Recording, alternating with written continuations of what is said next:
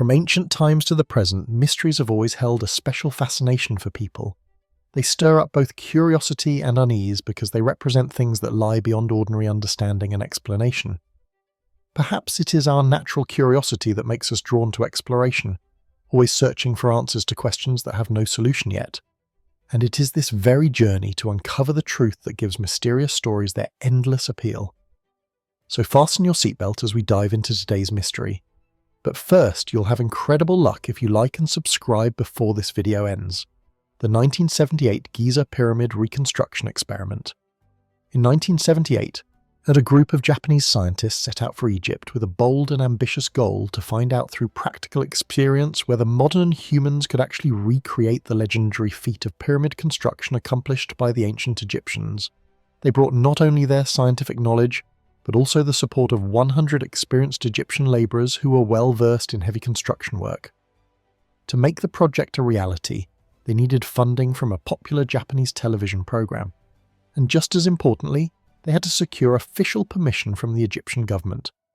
The authorities agreed, but only on the condition that once the experiment was over, the small pyramid would be completely dismantled and the construction site restored to its original state.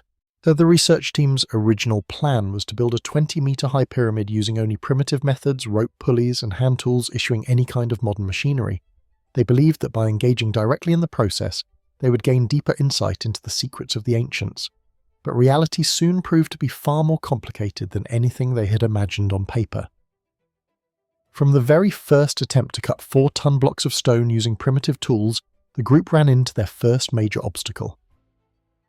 The work demanded extraordinary physical strength and consumed an enormous amount of time and effort.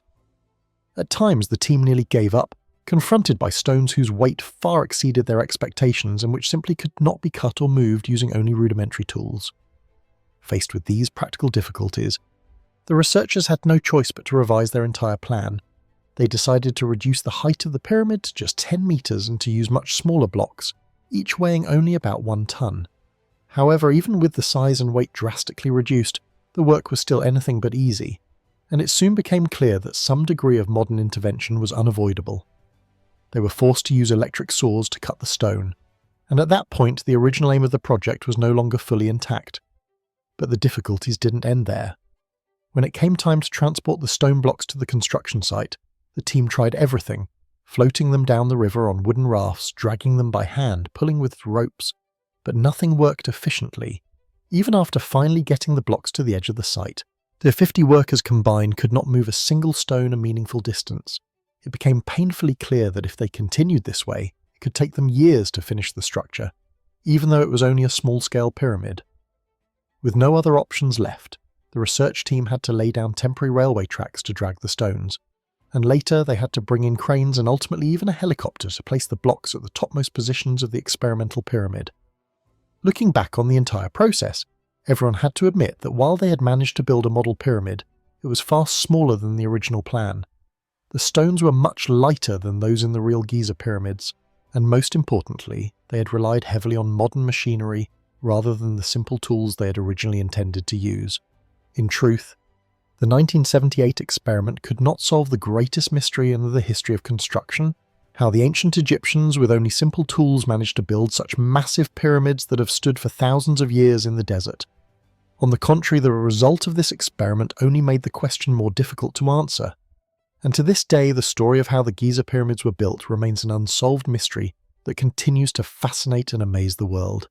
The mystery of the blue spirals in the sky. For decades, people all over the world have shared stories about a strange phenomenon that sometimes appears in the night sky. Glowing blue spirals that for just a moment can leave witnesses feeling like they're seeing something completely beyond ordinary human understanding. No one knows exactly when the first blue spiral was seen, but records show that this phenomenon has been appearing regularly since the 1970s and possibly even earlier in some places. At that time, space technology and commercial space flights were still unfamiliar to most people.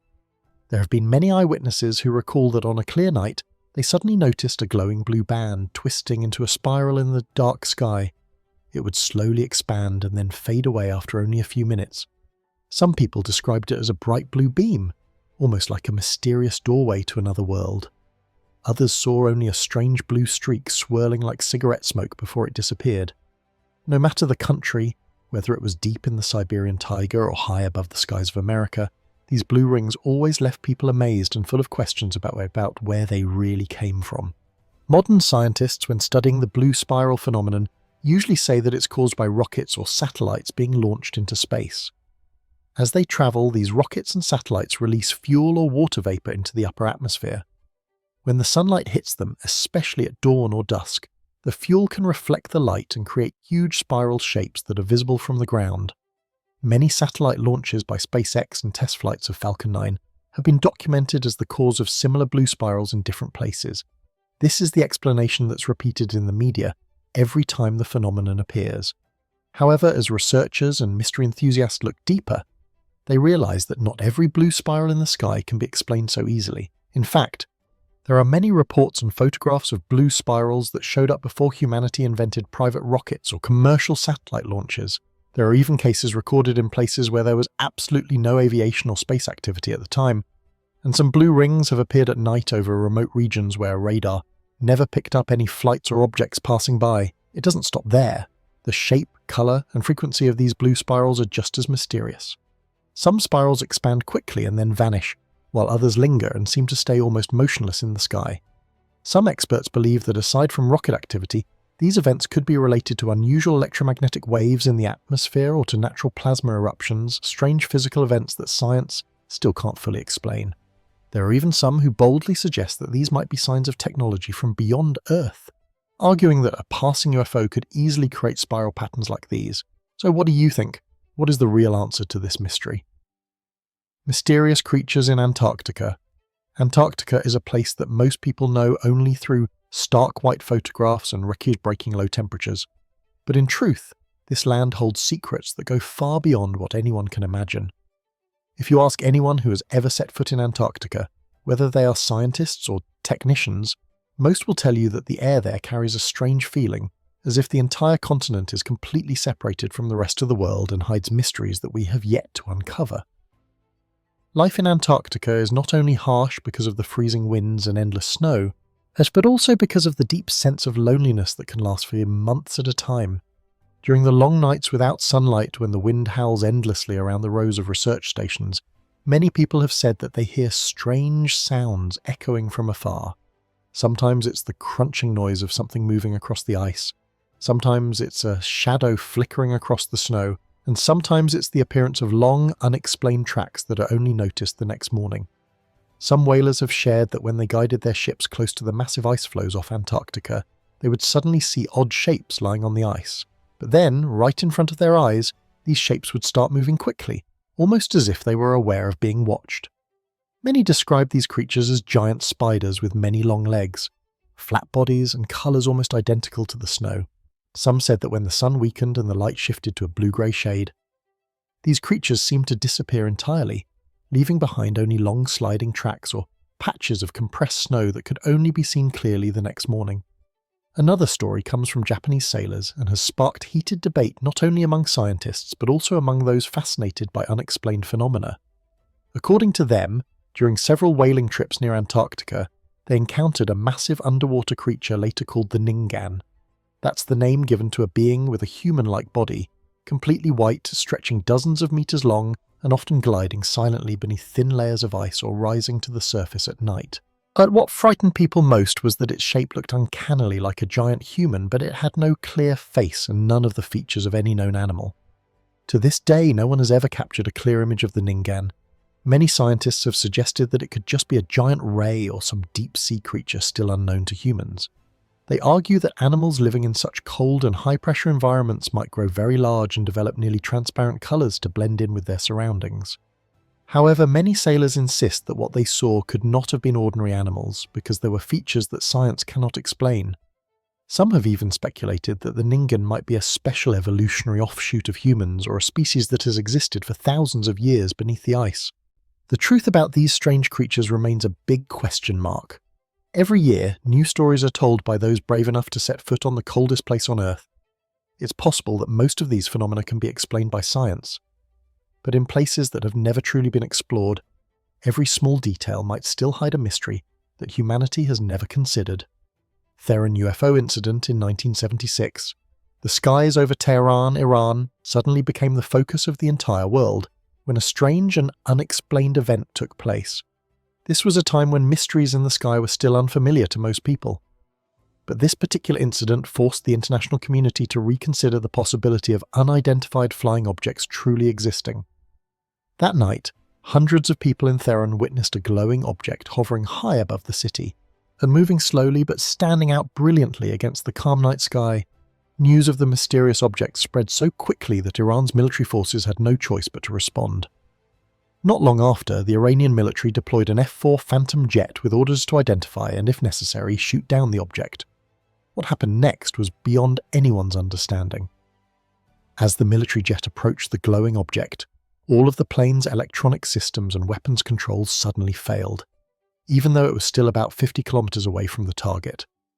The pilot tried to escape the area of influence, and only after flying away from the object did all the onboard equipment return to normal. The Iranian military didn't stop there. They sent out a second jet. This time, the unidentified object displayed abilities far beyond human technology. It moved deliberately toward the plane and emitted a powerful beam of light that nearly blinded the pilot. Even more remarkable, the pilot saw the object release a smaller craft which flew around the jet as if observing it, and then returned to the main object. After 2 failed attempts to approach, the pilots were ordered to withdraw to ensure their safety. The next morning, the Iranian military organized a search and investigation in the area where the light had been seen. But all evidence collected was kept strictly confidential. The 1976 Tehran UFO incident was confirmed by numerous direct witnesses, not just the pilots, but also air traffic controllers and city residents. Many international reports later documented this as one of the most well-known UFO cases ever to be seriously investigated, with complete records, detailed descriptions, and evidence that is difficult to dismiss. Even today, what truly appeared in the skies over Tyrone remains a mystery that no one can say for sure. But the event helped bring the subject of UFOs to a new level, blurring the line between imagination and reality more than ever before. The Falcon Lake encounter, one of the strangest cases ever recorded in Canadian history, took place in 1967 near Falcon Lake in the province of Manitoba. The main character in this event was Stefan Mikolak, an ordinary man with a passion for searching for minerals. He often spent his weekends wandering along the lake shores hoping to find veins of valuable quartz, or sometimes just to enjoy the peace and quiet of nature. On a day in May, while he was quietly searching along the banks of Falcon Lake, Stefan suddenly noticed 2 strange flying objects appearing in the distance. At first, he thought they were just military planes, but in just a moment, one of the objects descended and landed on a rocky clearing close to where he was standing. Looking more closely, he realized that the object was shaped like a large cigar, with a body that gleamed like polished metal. Driven by curiosity, Stefan moved closer to get a better look. As he approached the mysterious object, he heard sounds coming from inside, like machinery running or metal striking metal. He also described the sense that someone was speaking inside, but the language was completely unfamiliar. Stefan wasn't the type to be easily frightened, but what he saw made him both amazed and cautious, and he decided to gently touch the outside shell of the object and immediately felt an intense heat radiating from it, almost burning his hand. Suddenly, a blast of hot air and a strong gust shot out from small holes in the side of the craft, hitting Stefan right in the chest and stomach. He staggered back and quickly realized his skin was beginning to burn painfully. As the object lifted off and disappeared into the sky, Stefan felt dizzy, and soon he was sweating uncontrollably. He returned to his hotel in a state of exhaustion and confusion, with strange grid-like burns on his chest and stomach, exactly where the hot air had struck him. Right after the incident, Stefan reported what happened to the authorities, and his story quickly drew the attention of local police, investigators, and UFO researchers all across Canada. Her multiple medical exams showed that the burns on his body didn't match any ordinary injury. Investigators came to the scene, checked for radiation, and gathered every possible clue, but found nothing definitive except for some unusual scorch marks on rocks and plants around the area. Stefan Mikolak's life changed completely after that. He suffered from persistent headaches for years, and the burns on his skin left scars that never fully healed. To this day, the Falcon Lake incident remains one of the greatest mysteries in Canadian UFO history. Stefan Mikolak's story has been confirmed by many witnesses, but all investigative efforts have failed to provide a final explanation. Many people believe Stefan truly encountered something beyond the imagination of mankind, while others say it was all a mistake or an invention to make himself famous. But either way, the mystery of Stefan Michalak's encounter with a strange flying object at Falcon Lake remains, and it continues to challenge the limits of our understanding of the world around us. The mystery of 23 soldiers turned to stone in Siberia. In the vast frozen expanse of Siberia, Russia, there is a story that has puzzled both the scientific and military communities worldwide for years. This event took place in 1993, and every detail about it only became known when part of a secret KGB file fell into the hands of the CIA. Whatever the truth may be, this report alone has raised countless questions about the limits of human understanding. During what was supposed to be a routine military training exercise, a Russian unit spotted a strange disc-shaped flying object in the sky. No one knows exactly why. But the military reacted immediately by launching anti-aircraft missiles and managed to shoot the object down. What followed was a scene unlike anything anyone had ever witnessed before. From the wreckage of the craft, 5 small beings with large heads and deep black eyes emerged, moving slowly, completely unafraid of the people watching them. After appearing, these 5 beings gathered close together and performed a bizarre action. They stood side by side, then merged into a single sphere that emitted a blinding white light so intense that everyone nearby saw only a flash in a split second. Immediately after, 23 Russian soldiers standing close to the area were turned to stone, their bodies frozen solid like statues and showing no signs of life. Yet only 2 people survived simply because they had been standing in the shadows and were shielded from the direct light. When the authorities arrived on the scene, what they witnessed looked like something straight out of a science fiction movie. The petrified bodies were taken to a secret research facility in Moscow to try to determine the cause. Scientists and experts were at a loss. There was no prior record of humans ever turning to stone in an instant.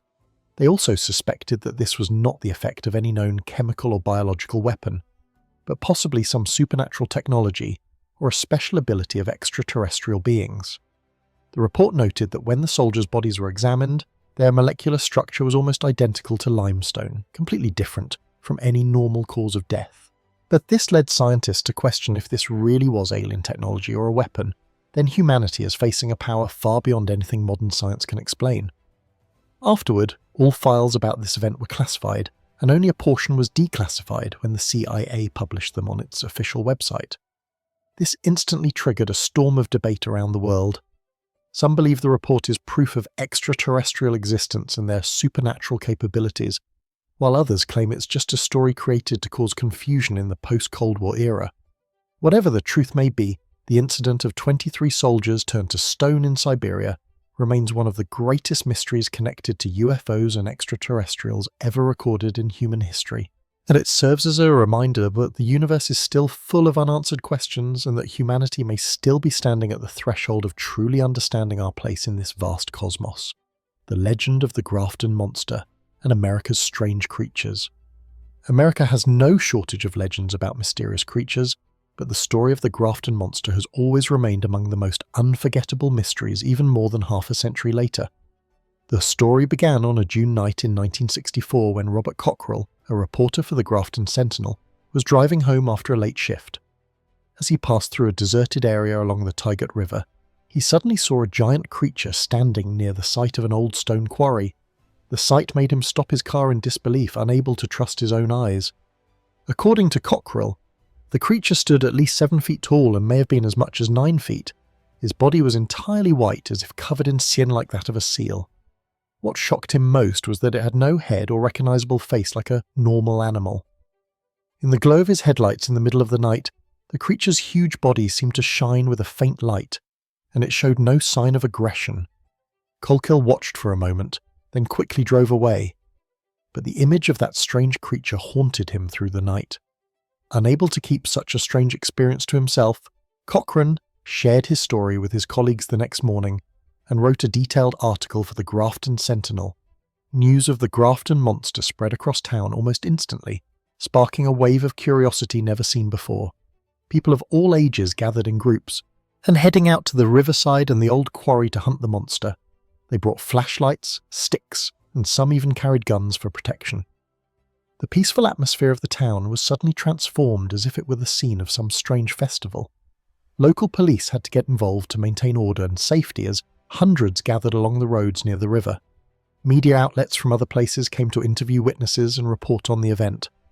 Before long, Grafton began receiving reports of similar creatures spotted in other, more distant places, such as the area of St. Joseph, Missouri, and around Dewey Lake in Michigan.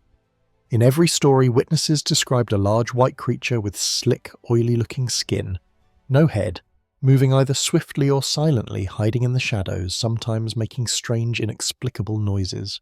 The legend of the Grafton monster became even more intriguing when Gray Barker, a well-known author who studied UFOs and supernatural phenomena, joined the investigation. He and Colkill firmly rejected simple explanations that the creature was just a mutated animal or a product of psychological stress. They collected testimony from many witnesses, analysed tracks left on the ground, and compared stories from different regions, finding the details to be strikingly consistent. According to them, this phenomenon was real and deserved serious study, rather than being dismissed as mere folklore. For weeks, the Grafton Monster event changed the atmosphere of the small town, shifting from curiosity to obsession and sometimes to genuine fear at night, especially for those living near the river or wooded areas. For many older people in West Virginia, the memory of those nights when the entire town went out to hunt the monster remains vivid and has become an essential part of everyday stories passed down to younger generations. Even though modern science has yet to provide a fully convincing explanation, the legend of the Grafton Monster and stories of mysterious creatures all over America continue to live on in the imaginations of countless generations. Those shadowy shapes, those tales told around campfires, and that blend of fear and curiosity are what keep the world around us mysterious and ever larger than we expect, and the mystery of Lake Vastato. When people talk about Antarctica, it's impossible to ignore the name Lake Vastato, one of the largest and most mysterious freshwater lakes in the world. Lake Vastato lies deep beneath more than 3 kilometers of ice, completely isolated from the outside world, and the truth is that no one really knows what might be hidden beneath that frozen layer. It's this sense of isolation that has fueled the imagination and curiosity of not only scientists, but also those fascinated by unsolved mysteries. Over the years, countless strange stories have surrounded Lake Vasto, but the most famous is the legend of organism 46b. According to rumours, during an expedition by Russian scientists, they encountered a giant creature resembling a deep-sea squid in the lake's dark waters. What makes organism 46b so terrifying is not only its enormous size, but also the bizarre abilities that send a chill down the spine of anyone who hears the tale. Based on some leaked reports, an organism 46b can supposedly change its shape to blend into the darkness or surrounding ice and snow, release a powerful toxin that paralyzes its prey from a distance, and even hypnotize or control the minds of others by emitting electromagnetic signals that humans cannot detect. The truth is, in the natural world, many species of squid and octopus have been proven to change color for camouflage, squeeze their bodies through tiny cracks, and sense weak electrical signals in the water to hunt or defend themselves. Some species can even inject toxins or create hallucinations in their prey before striking. These abilities could easily evolve into even stranger traits if a creature was forced to live in isolation for millions of years in the harsh environment of Lake Vasto. Still, the mystery around organism 46b isn't limited to rumours alone, and it's also tied to real-life events that are hard to explain. There have been several reports that during drilling operations at Lake Vasto, the Russian expedition team once lost contact for 6 to 9 days, a highly unusual amount of time for a group of scientists equipped with the latest technology. When they returned, many details about the mission were kept secret, and rumours circulated that some members never made it back or had experienced things that no one could explain. The gaps in official reports and the lack of public information have only deepened suspicions about what might have truly happened beneath the thick Antarctic ice. To this day, no one can say for certain if organism 46b really exists, but the legend continues to spread. Lake Vasto has become a symbol of the mysteries that lie beyond human reach, and a place where even the smallest secret could change the way we understand life on Earth. And sometimes it's stories like this that inspire people to keep searching, even when they know they may never find the final answer. The mysterious aswang creature in the Philippines. In the Philippines, there is an ancient legend that has haunted people's minds for generations. It is the story of the aswang. Locals believe that the aswang is both mysterious and terrifying because it has the power to change shape at will. During the day, the aswang lives among the community as an ordinary person, and no one can tell the difference. The aswang might chat with neighbours, join in local gatherings, or go shopping at the market just like anyone else. But when night falls, the aswang transforms completely. That's when it grows large, bat-like wings, and its eyes begin to glow, and its face becomes much more frightening. Many people say that the aswang will fly over rooftops, lurk by windows, or hide among the trees, searching for victims. The greatest fear in many families is that the aswang might drink blood or eat people, especially the vulnerable like children or pregnant women. Because of this, when night comes, families in Philippine villages lock their doors and children are not allowed to step outside even for a moment. It could be said that the aswang is not just a legend, but a part of daily life. Many elders in the Philippines have told their children and grandchildren about times when they saw or almost encountered an aswang. Some remember very clearly the chill they felt walking down empty roads at night and the eerie sensation of being watched from the darkness. Some families hang garlic or place protective charms around their homes to guard themselves against a wang attack. These stories have become part of a shared memory, both a source of fear and a cultural tradition in every community. The legend of the aswang was even used as a weapon during wartime. In World War II, American General Edward Lansdale recognized the power of this fear. He and his team exploited the aswang legend to put psychological pressure on the enemy. They spread rumors that an aswang had been seen near enemy camps and even staged fake scenes with blood and strange markings around abandoned tents. When the enemy soldiers started to believe that the aswang was lurking nearby, their morale quickly collapsed and fear spread throughout the ranks. Lansdale believed that when a community is haunted by supernatural terror, they lose their calm and their will to fight. This tactic played a significant role in the success of American psychological operations in the region. The story of the aswang is more than just a basic fear of the unknown. It also reflects the complexity of the human mind. When faced with dangers that logic cannot explain, people often turn to legends to find safety or to make sense of strange things in daily life. The aswang has become a symbol of anxiety about forces beyond our control and a reminder of how fragile humans are in the face of nature and the darkness. The mysterious Kentish ape man. Kent has long been known as a land of strange legends and unexplained phenomena. Among all the stories that send chills down the spine of local residents after dark, none stands out more than the legend of a mysterious creature known as the Kentish ape man. Descriptions of this being appear again and again in local folklore, always tied to the darkness of deep forests or the endless fields that stretch across Kent. According to witnesses, the Kentish ape man is a creature with a human-like build. Its entire body is covered in thick brown or grey hair, standing taller than any grown man they have ever met. Most striking of all, its face has many human features, and its eyes seem intelligent, always watching its surroundings closely. Many people say that when they caught sight of the creature at dusk, they felt a strange kind of fear, as if what they were looking at was not just a wild animal, but something far beyond the limits of human imagination. The first official record of the Kentish ape man legend appeared in 1858 in the well-known local newspaper, the Kentish Gazette. The story began with an account from a labourer working in the wheat fields near the village of Great Chart. He described suddenly seeing an ape-like creature walking upright on two legs, nearly 3 meters tall, its body covered in thick hair, but with a face that looked surprisingly human.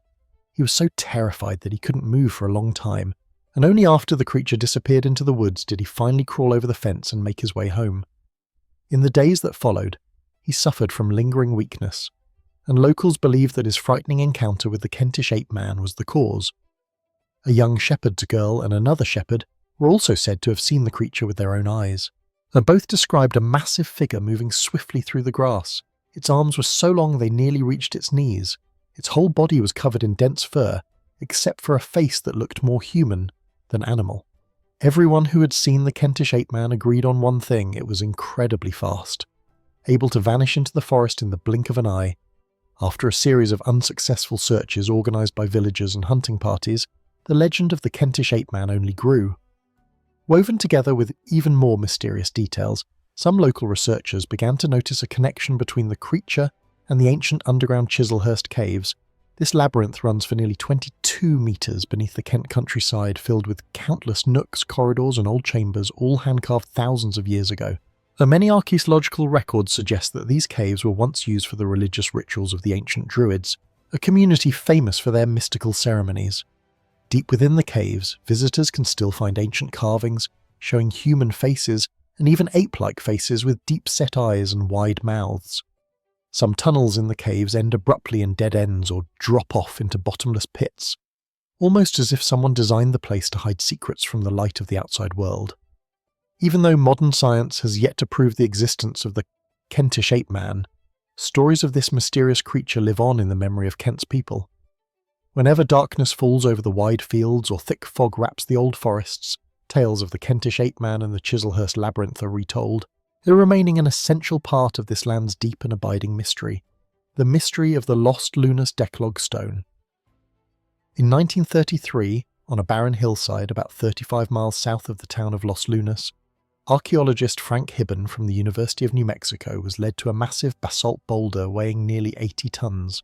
The stone sat halfway up a slope more than 120 meters above the plain, and one of its flat faces was covered with 9 lines of strange writing. When Hibben arrived, the stone was already covered in lichen and weathered by time, making the inscription almost impossible to read. But after closer study, he realized the markings resembled Paleo-Hebrew, an ancient form of Hebrew dating back to around the 10th century BC. When translated, the text turned out to be a summary of the Ten Commandments, and notably, it included 4 references to the Lord in the Jewish tradition. Instantly, the stone sparked intense debate. If it truly was an ancient artifact, it would suggest that Semitic people had reached the Americas long before Columbus, challenging all established historical records. But the mystery didn't end there. The characters carved into the stone were a peculiar mix, mostly Paleo-Hebrew, but with some that resembled Greek letters. This hints at a later period, possibly after the era of Alexander the Great. Linguist Cyrus Gordon once suggested that the boulder might have been a large stone displaying the 10 Commandments set at the entrance of a home or synagogue, but other experts disagreed, and pointing out that the text uses phrases and expressions not found in Samaritan tradition, and it lacked the characteristic lines about building a temple on Mount Gerizim. Many researchers have questioned the authenticity of the stone. Some scholars believe it might simply be a modern hoax. For instance, the inscription contains many grammatical errors, misplaced punctuation, and a mix of characters not consistent with any known ancient document. There are even stories that 2 University of New Mexico students carved the inscription in the 1930s as a prank on Hibben. Other archaeological groups, after examining the stone in 1953, also concluded that the natural weathering on the rock did not cover the carved characters, suggesting that the inscription might have been made more recently. Even so, there are still those who argue that the stone is much older than the skeptics claim. Geologist George Mahace once compared the weathering on the ancient letters to modern graffiti on the hilltop and found a distinct difference, suggesting the stone could be anywhere from 500 to 2,000 years old. Researcher Barry Fell believed that some of the punctuation marks match those found in certain ancient texts, although his opinion is not widely accepted. So, what in the end is the lost Lunas Decalogue stone? Is it an ancient relic brought to America by Semitic travellers, or is it a clever 20th century hoax? Whether genuine or fake, the lost lunar stone continues to attract mystery enthusiasts, researchers, and curious visitors from all over. The mystery of the phantom hitchhiker in England. The region of Kent is forever linked to strange stories about ghostly hitchhikers who appear along the roads at night. The tale began decades ago and continues to be passed down by locals and travellers who happen to pass through the area. One of the most famous legends centres on Bluebell Hill, a spot near the town of Chatham. According to many witnesses, on a winter night in 1970, a driver heading home through heavy rain and thunder saw a young woman standing by the roadside. She wore a thin white dress and looked so frail that anyone would worry for her safety. Her hair was long and seemed soaked by the rain. When the driver stopped to ask if she needed help, the girl did not reply. She simply nodded and silently asked for a ride home. During the entire drive, the girl barely spoke to the driver, and only quietly repeating her home address from time to time. The air in the car was strangely quiet and heavy, as neither of them said another word. When they finally stopped in front of a small house on the side of the road, the driver turned to let her know they had arrived, only to discover that the backseat was completely empty. The girl had vanished without a trace. And it all happened so quickly that the driver could hardly believe his eyes. What made the story even stranger was that the driver discovered a small handbag left on the back seat. He decided to bring it to the front door and knock to return it to its owner. An elderly couple answered, and after hearing the story, they were stunned to realize it was their daughter's bag. Their daughter had died in a car accident on that very stretch of road years before. From then on, the story of the mysterious hitchhiker became a chilling legend for anyone travelling along Bluebell Hill on stormy nights. Bluebell Hill is not the only place in Kent known for such stories. The village of Pluckley is considered one of the most haunted villages in England, having reported numerous supernatural events over hundreds of years and attracting many mystery researchers. One night, a taxi driver named Raymond Brixpear was driving down a deserted road through the village when he saw a man dressed in black standing by the roadside waving for a ride.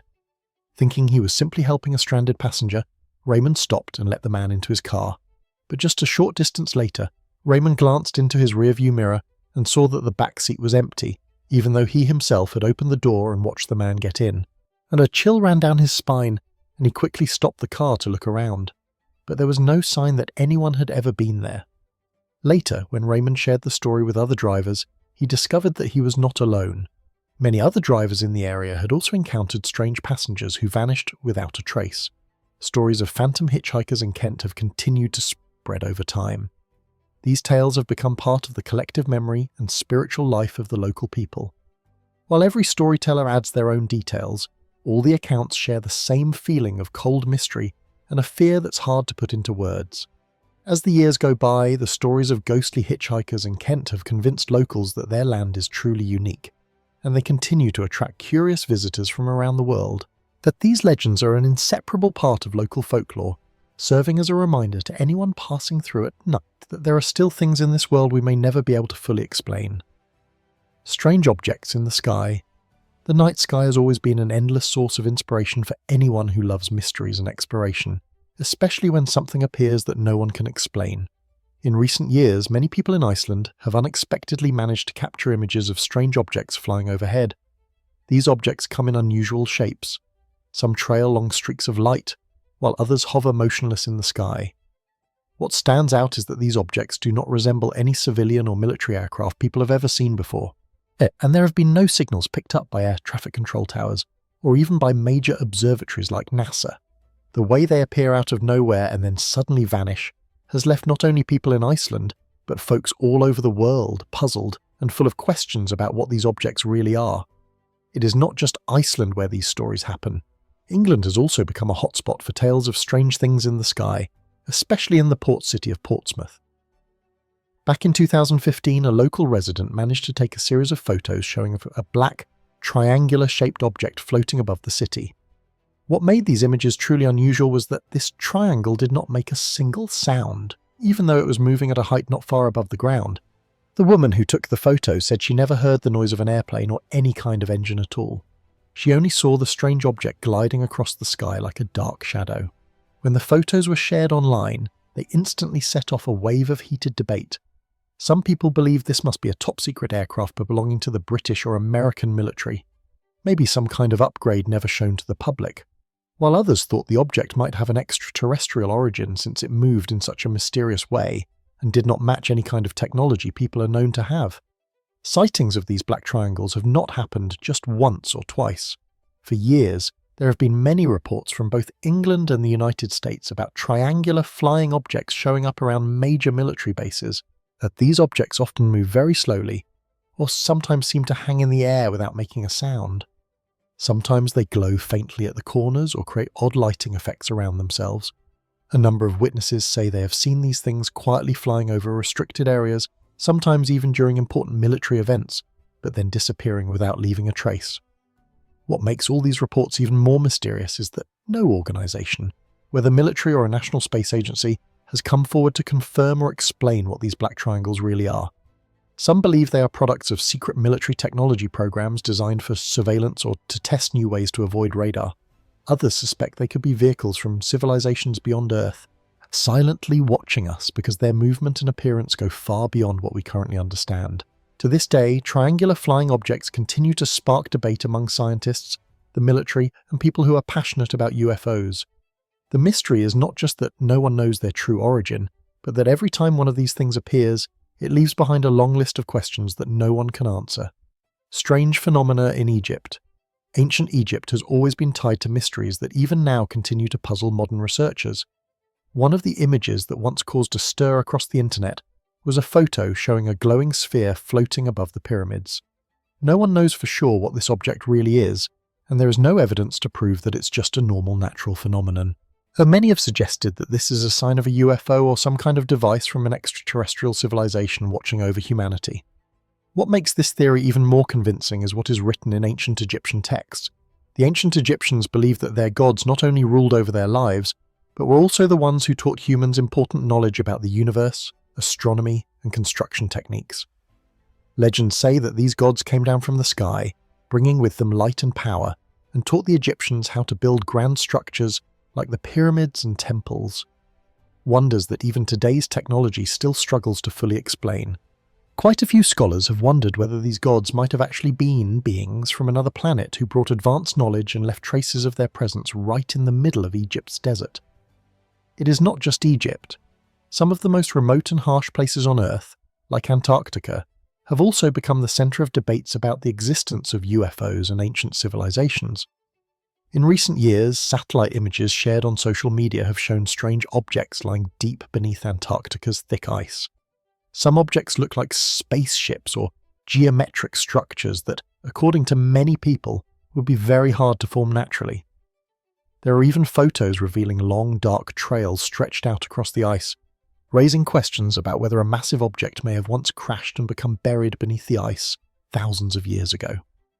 Many independent researchers and explorers believe this is evidence that Antarctica once hosted a civilization, or maybe even a secret base belonging to extraterrestrials. They argue that Antarctica's unique location, along with its eternal ice, has helped preserve all traces perfectly for thousands of years. Each year, new images appear, showing strange objects in the cracks of the ice or in places no one has ever explored, making the story of secrets hidden in the polar regions more vivid and harder to explain than ever. While mainstream scientists remain cautious and often suggest that most of these phenomena are the result of natural processes or errors in satellite imagery, that has never stopped people's imagination from running wild. Questions like whether the ancient Egyptians truly received help from a civilization beyond Earth, or whether the coldest place on the planet is hiding the secret of another world, still do not have any satisfying answers. The legend of Dogman in North America. In the Midwest of the United States, and especially in Michigan, people still tell each other stories about a mysterious creature called Dogman. Dogman is not an ordinary animal because this creature is as tall as a grown man, but it has the face and fur of a wolf.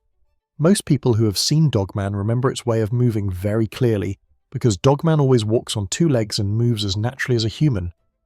They say that when you come face to face with Dogman, and the first feeling is fear because its eyes shine brightly in the darkness, and its huge body and obvious strength are far beyond any animal that lives deep in the woods. There are many stories about dogmen passed down through generations, but the most famous event began in the late 19th century. In 1887, at a logging camp in Wexford County, two lumberjacks working late at night encountered a creature they first thought was just a large wolf. When the two tried to drive it away from the camp, the creature stood up on two legs and let out a growl that sent chills down their spines. Its long arms with sharp claws swung in front of the two men and made them run off, too scared to ever return to work. Since then, people in Brampton and Wexford began to say that dogmen would appear every 10 years as a warning that something bad was about to happen. And a century later, in 1987, people started talking about dogmen again when a wooden house in the town of Luther was destroyed in the night. The owner of the house heard strange noises.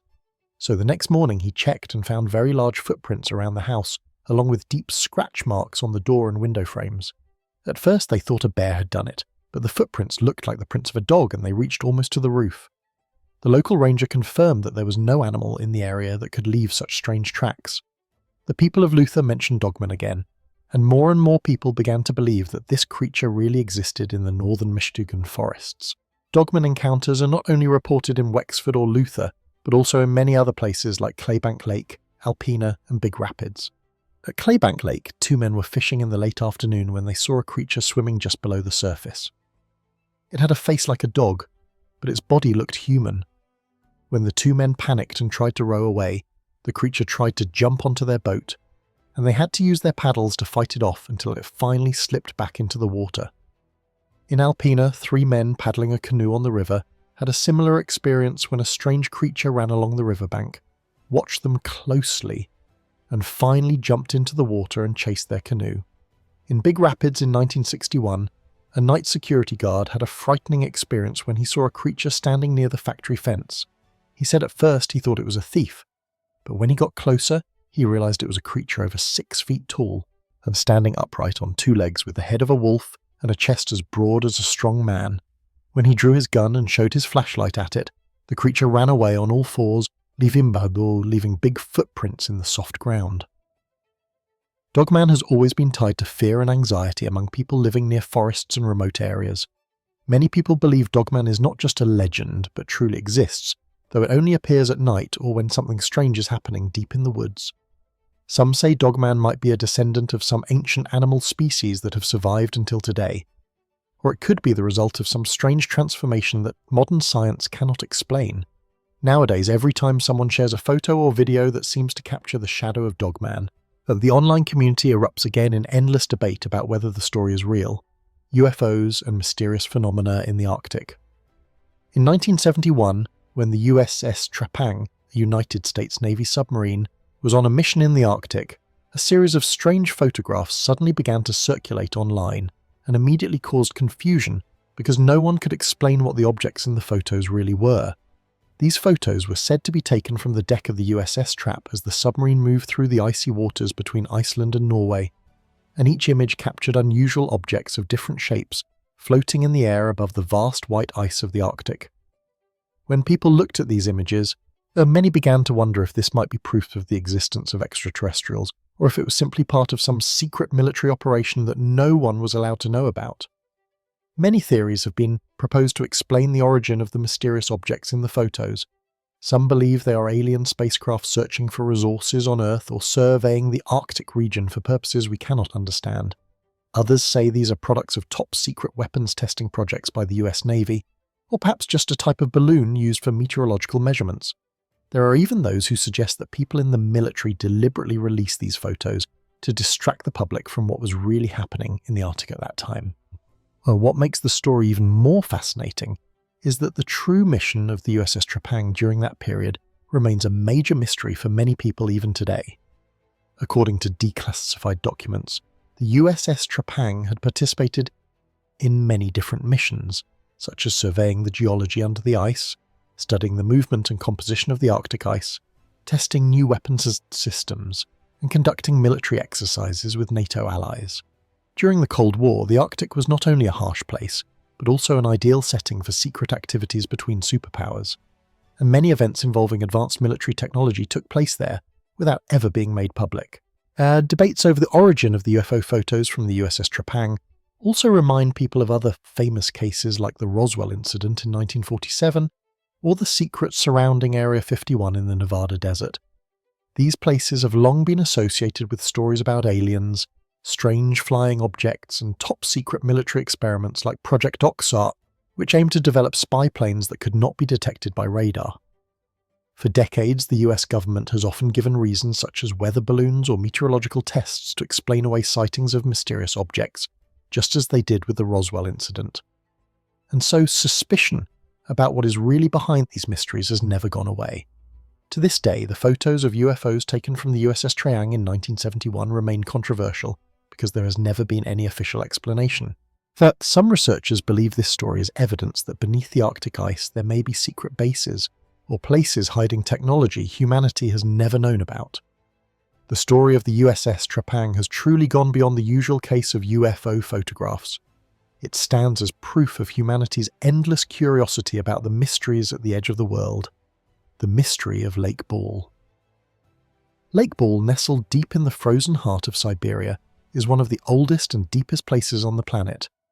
Estimated to be more than 25 million years old and plunging over 1,600 meters deep, Lake Ball not only holds nearly a quarter of the world's fresh water, but is also home to countless strange stories that science still cannot fully explain. Among them, one of the most frightening and controversial tales began in the summer of 1982, right in the middle of the Cold War. And that year, a team of Soviet military divers was sent to the lake for what was supposed to be a routine underwater training exercise. According to unofficial documents that surfaced years later during one deep dive to about 50 meters below the surface, the divers encountered something no one expected.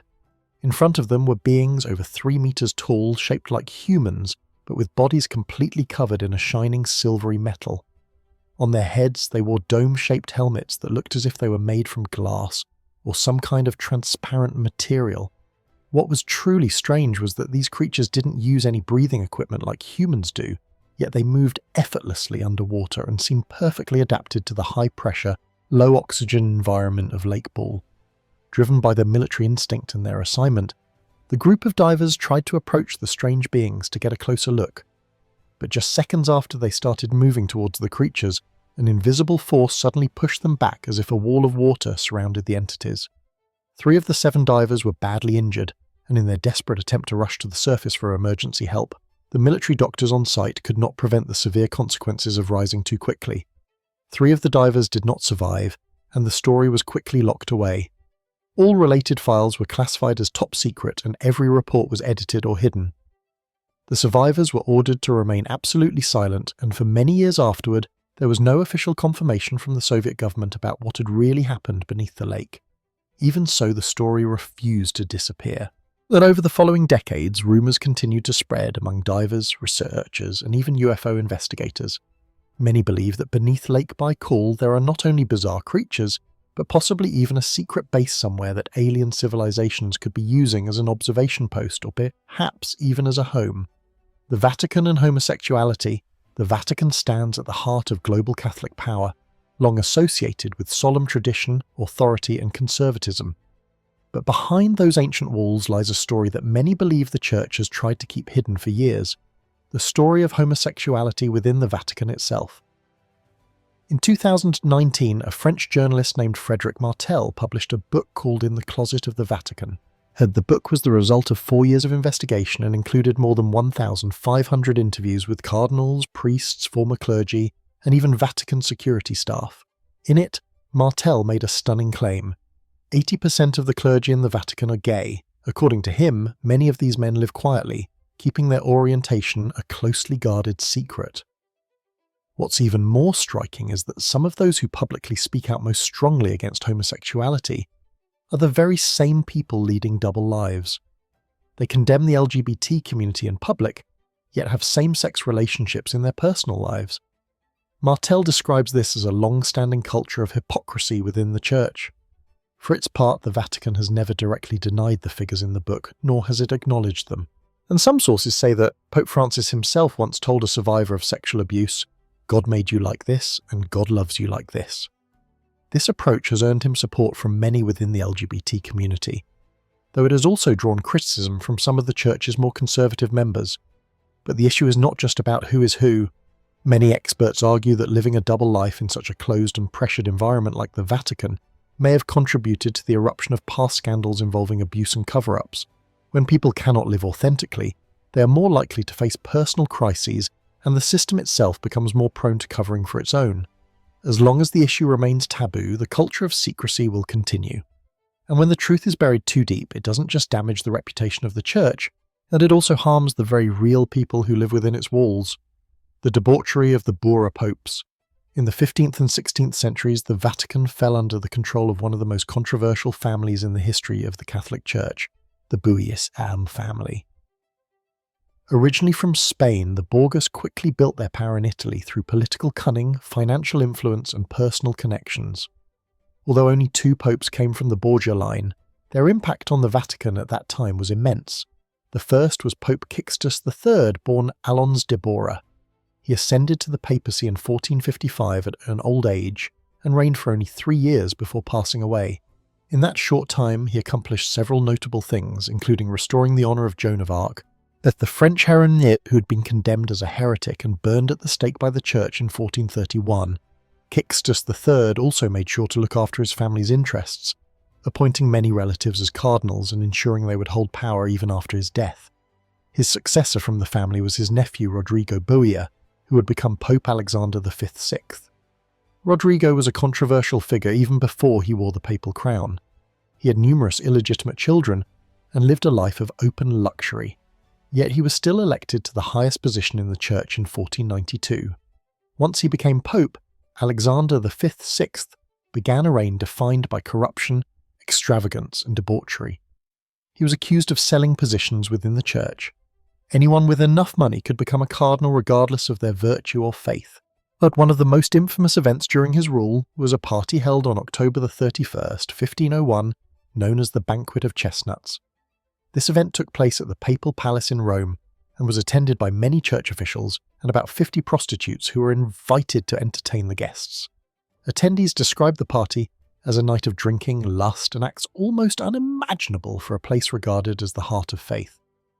The excesses and moral decay during Alexander V's era severely damaged the image of the Vatican. Although he died of malaria in 1503, the legacy he left behind became a dark stain on the church's history. The Borgia family not only weakened the faith of believers, but also ushered in a period when religious power was manipulated for personal gain, compromise, and a lifestyle of decadence. To this day, the name Borgia remains a symbol of a dark era within the heart of the Vatican. The legend of the Thunderbird.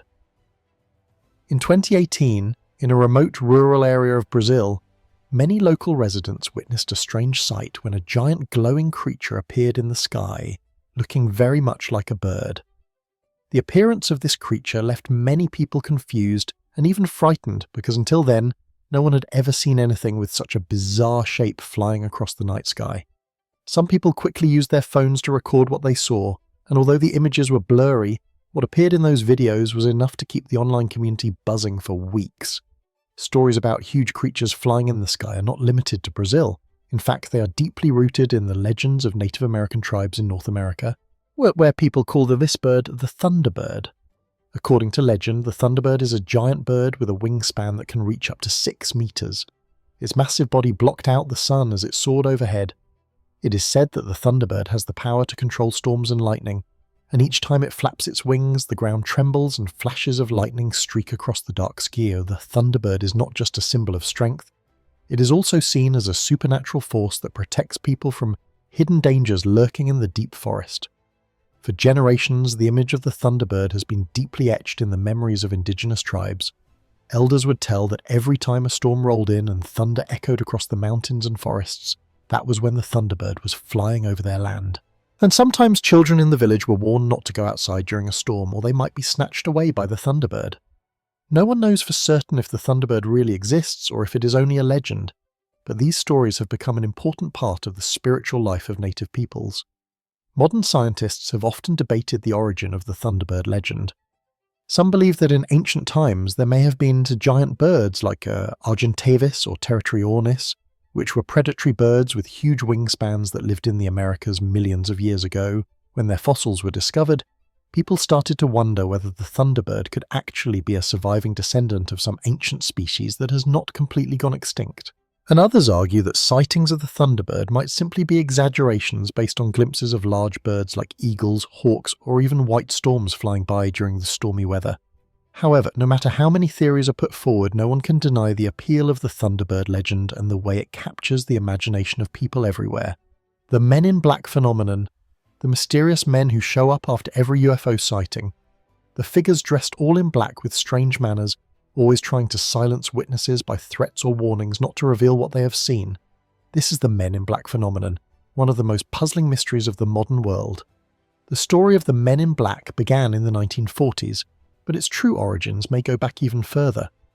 They are not just characters from Hollywood movies, but are part of countless real-life reports from people who claim to have witnessed unidentified flying objects.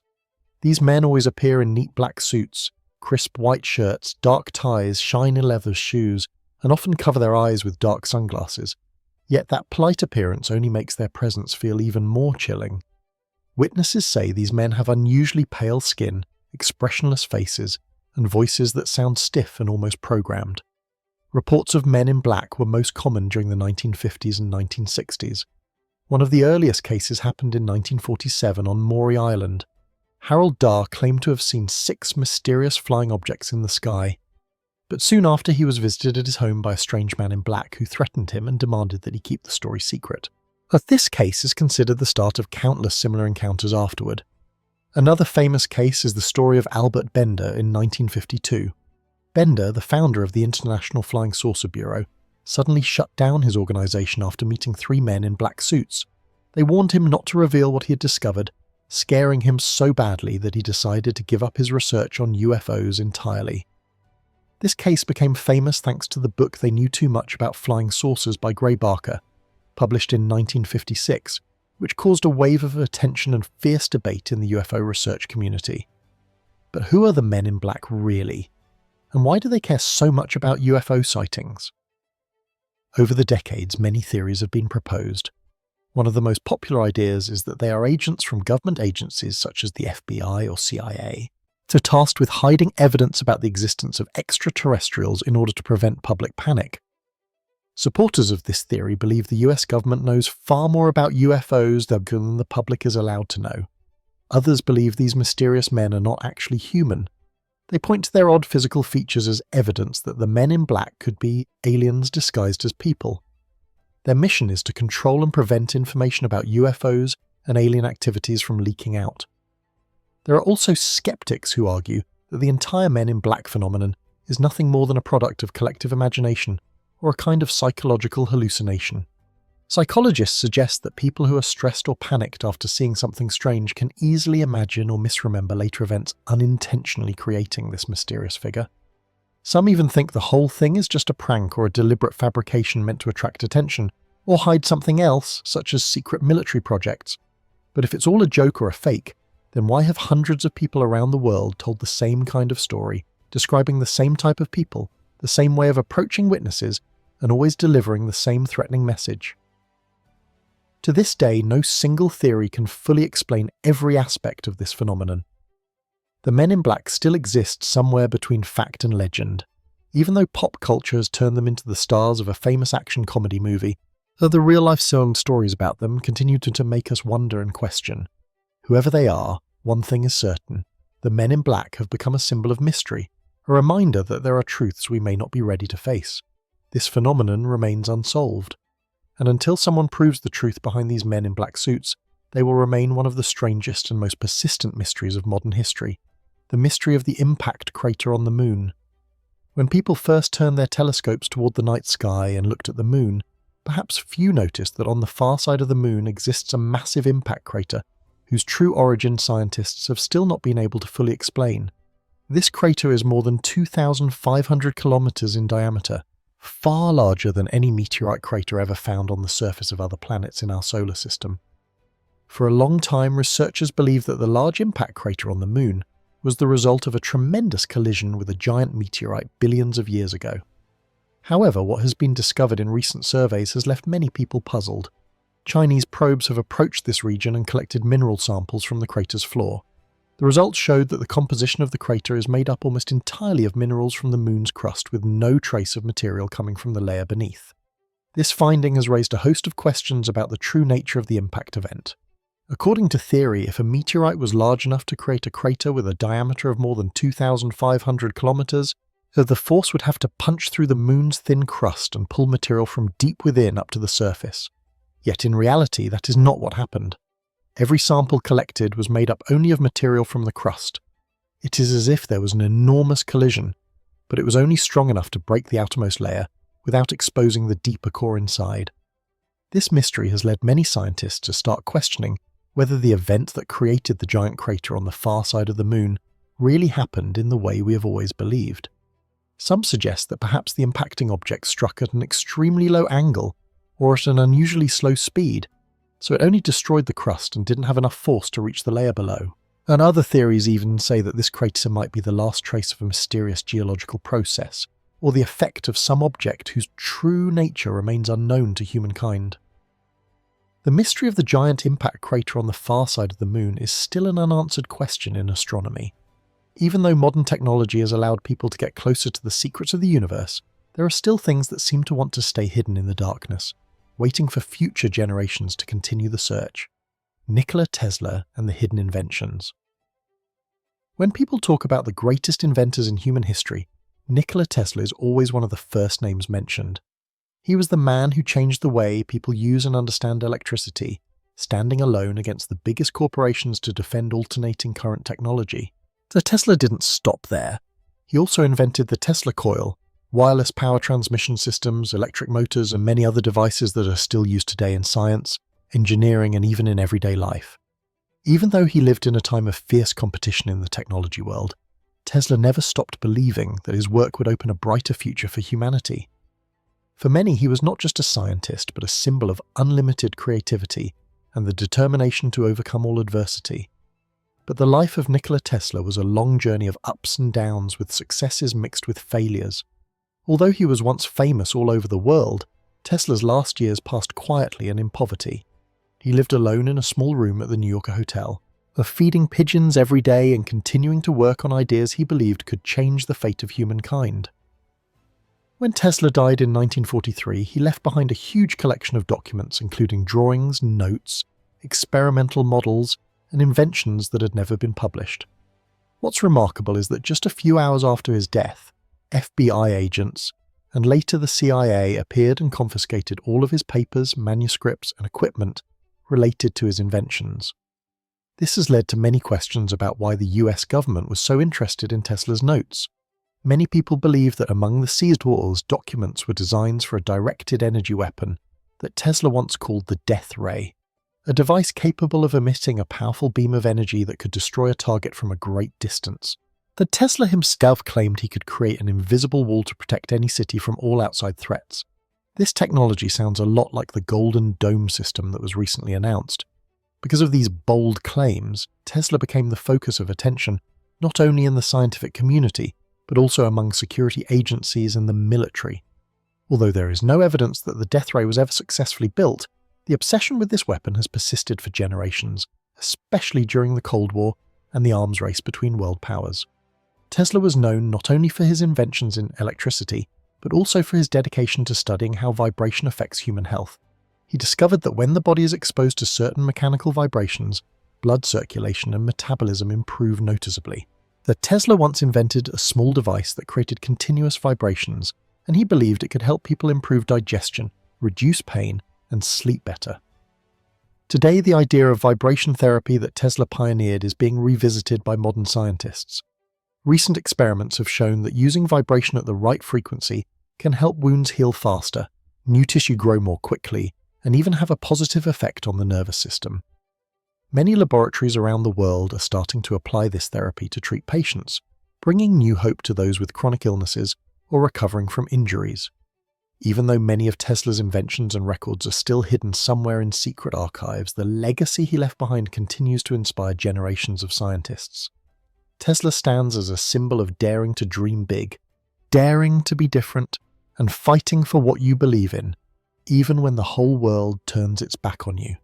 The Unnauni Monument. Unnauni is a remote island at the far southern tip of Japan, not far from Taiwan. The island is known for its crystal blue sea, steep cliffs, and a peaceful pace of life that seems completely cut off from the modern world. But just beneath those calm waters lies a story that makes anyone stop and wonder. It all began in 1986 when a local diving guide named Kihiro Aratake was searching for a new diving spot to attract tourists and happened to discover a massive stone structure on the seabed. At first, Aratake only noticed a large dark area on the sandy bottom. But the deeper he dove, the more he realized he was looking at something extraordinary. Huge stone blocks arranged in a strange pattern, and as if the ruins of an ancient city had sunk beneath the waves long ago. This discovery quickly caught the attention of the scientific community. Professor Masaki Kimura of the University of the Ryukyu spent many years studying the area. What he and his colleagues found astonished the world. The structure features wide stone steps, high stone platforms like plazas, long corridors carved into the rock, and large holes resembling doors or windows. According to Kimura, this could not be the work of nature.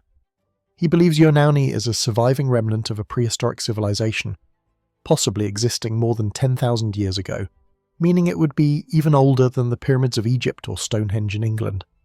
He claims to have found strange symbols and patterns carved into the rock, possibly the traces of a lost written language. Kimura also suggests that the whole area is part of a larger architectural complex with roads, temples, and religious structures. However, not everyone agrees with Kimura. Many other geologists, such as Professor Robert Schoch of Boston University, believe that what is seen at Yonaguni can be entirely explained by natural geological processes. The sandstone here is easily eroded by strong ocean currents and the movement of tectonic plates beneath the seabed, which can create steps, sharp angles, and corridors that only seem to be man-made. They also point out that unless distinctive cultural artifacts like pottery, metal tools, or the remains of villages are found nearby, it's impossible to conclude this is an ancient city because such evidence is essential for anything built by humans. In fact, there are other places in the world where nature has created similar formations like the Giant's Causeway in Ireland or Bimini Road in the Bahamas. For this reason, Yonaguni has become a hot topic of debate between two opposing views. One side believes it is a remnant of a forgotten civilization, possibly tied to legends of the lost continents of Mu or Luria. The other side sees it simply as a miracle of nature, a strange coincidence of geology and time. What do you think? Could Yonaguni really exist as an ancient man-made structure? If so, would human history need to be rewritten? The Devil's Footprints in East Devon. On February 9th, 1855, when people in the rural area of East Devon began their day as usual, they quickly realised that something was not right. Across the pristine white snow, and a series of strange footprints had appeared overnight. These tracks ran through small village streets, across fields, over rooftops, even climbing high walls and slipping into narrow water pipes. The footprints didn't resemble any animal the locals had ever seen. They looked like split hooves arranged in a perfectly straight line that stretched through more than 30 villages and small towns.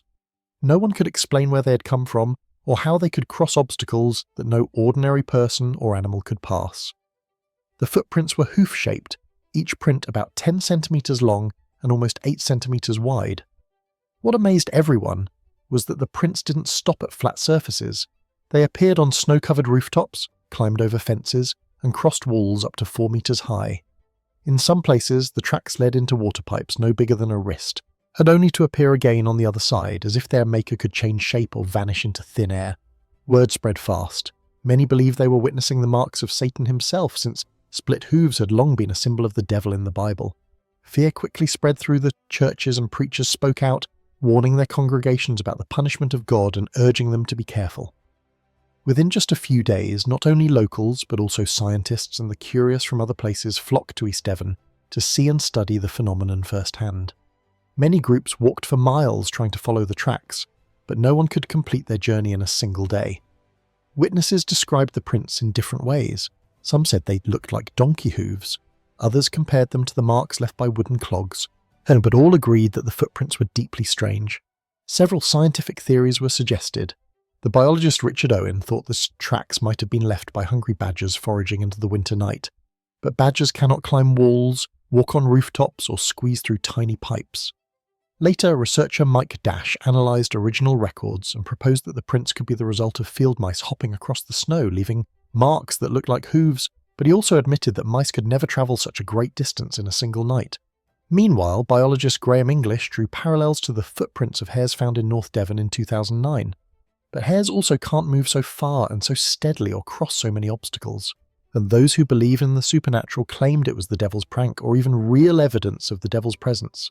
This fear was strengthened by the strict religious atmosphere of the time, when anything unexplainable was blamed on evil forces or seen as an act of God. Another bolder theory was that the footprints could have been left by an alien creature or a UFO landing, but nobody in the area reported seeing strange lights or flying objects that night, and there was no evidence beyond pure speculation. Some people thought it might have been a clever hoax. Perhaps someone used a special tool to make the prints and scare the entire countryside. But for anyone to do that over more than 100 kilometres of difficult terrain in freezing weather and not leave a single trace other than the prints themselves seems even harder to believe. Nearly 2 centuries have passed, and the mystery of the devil's footprints in East Devon has never been fully explained. The event has become part of local legend, and for the people living there, this story is still told and retold every winter. Was the prints just a prank, or are they the tracks of a mysterious creature never before recorded? Some still believe it was a message from the distant stars, while others think they are just animal footprints exaggerated over generations. But one thing is certain, the story of the devil's footprints remains an unsolved mystery. The tiny coffins at Arthur's Seat. On a July day in 1836, on the ancient hillside of Arthur's Seat in Edinburgh, 3 young boys lost in play among the grass and moss-covered rocks stumbled upon a mysterious crack in the stone, a place few adults ever noticed. But when they curiously lifted the large flat stones stacked on top of each other, they could not have imagined that what waited beneath would be such a strange treasure that even today the world has yet to explain. Hidden deep in the crevice were 17 tiny coffins, each carefully crafted from Scottish pine with snug-fitting lids, and inside each one lay a wooden doll dressed in handmade clothes, just like a miniature person, lying quietly in its own tiny coffin. No one knows who made these coffins or what reason led them to be hidden in such a remote place as Arthur's Seat. As news spread through the city, many theories began to emerge, ranging from the chilling to the tragic. Some believed these were offerings used in dark magical rituals, for Scotland has long been famous for its legends of witches and curses passed down from one generation to the next. Others thought this was simply a way to honour unlucky sailors who died at sea without the chance to return home, as the Scottish people have always valued tradition and the sending off of loved ones to the next world, even if only through a symbolic ceremony. But the theory that sends chills down most people's spines is linked to a notorious case that once shook Edinburgh at the start of the 19th century. The Burke and Hare murders were the most infamous serial killings in Scotland, where 2 men murdered 17 innocent victims and sold the bodies to universities for medical research. Many researchers believe the 17 tiny coffins were created as a substitute burial for these lost souls, and people who were denied the chance of a proper resting place in keeping with tradition. However, no matter how many theories exist to this day, the real purpose behind these little coffins is still lost in the fog of history. What's remarkable is that nearly 2 centuries later, only 8 of the original 17 coffins remain intact, and they are now displayed with great care at the National Museum of Scotland. These tiny coffins continue to attract the curiosity of visitors and have become the subject of study for historians, archaeologists, and even those who believe in the supernatural.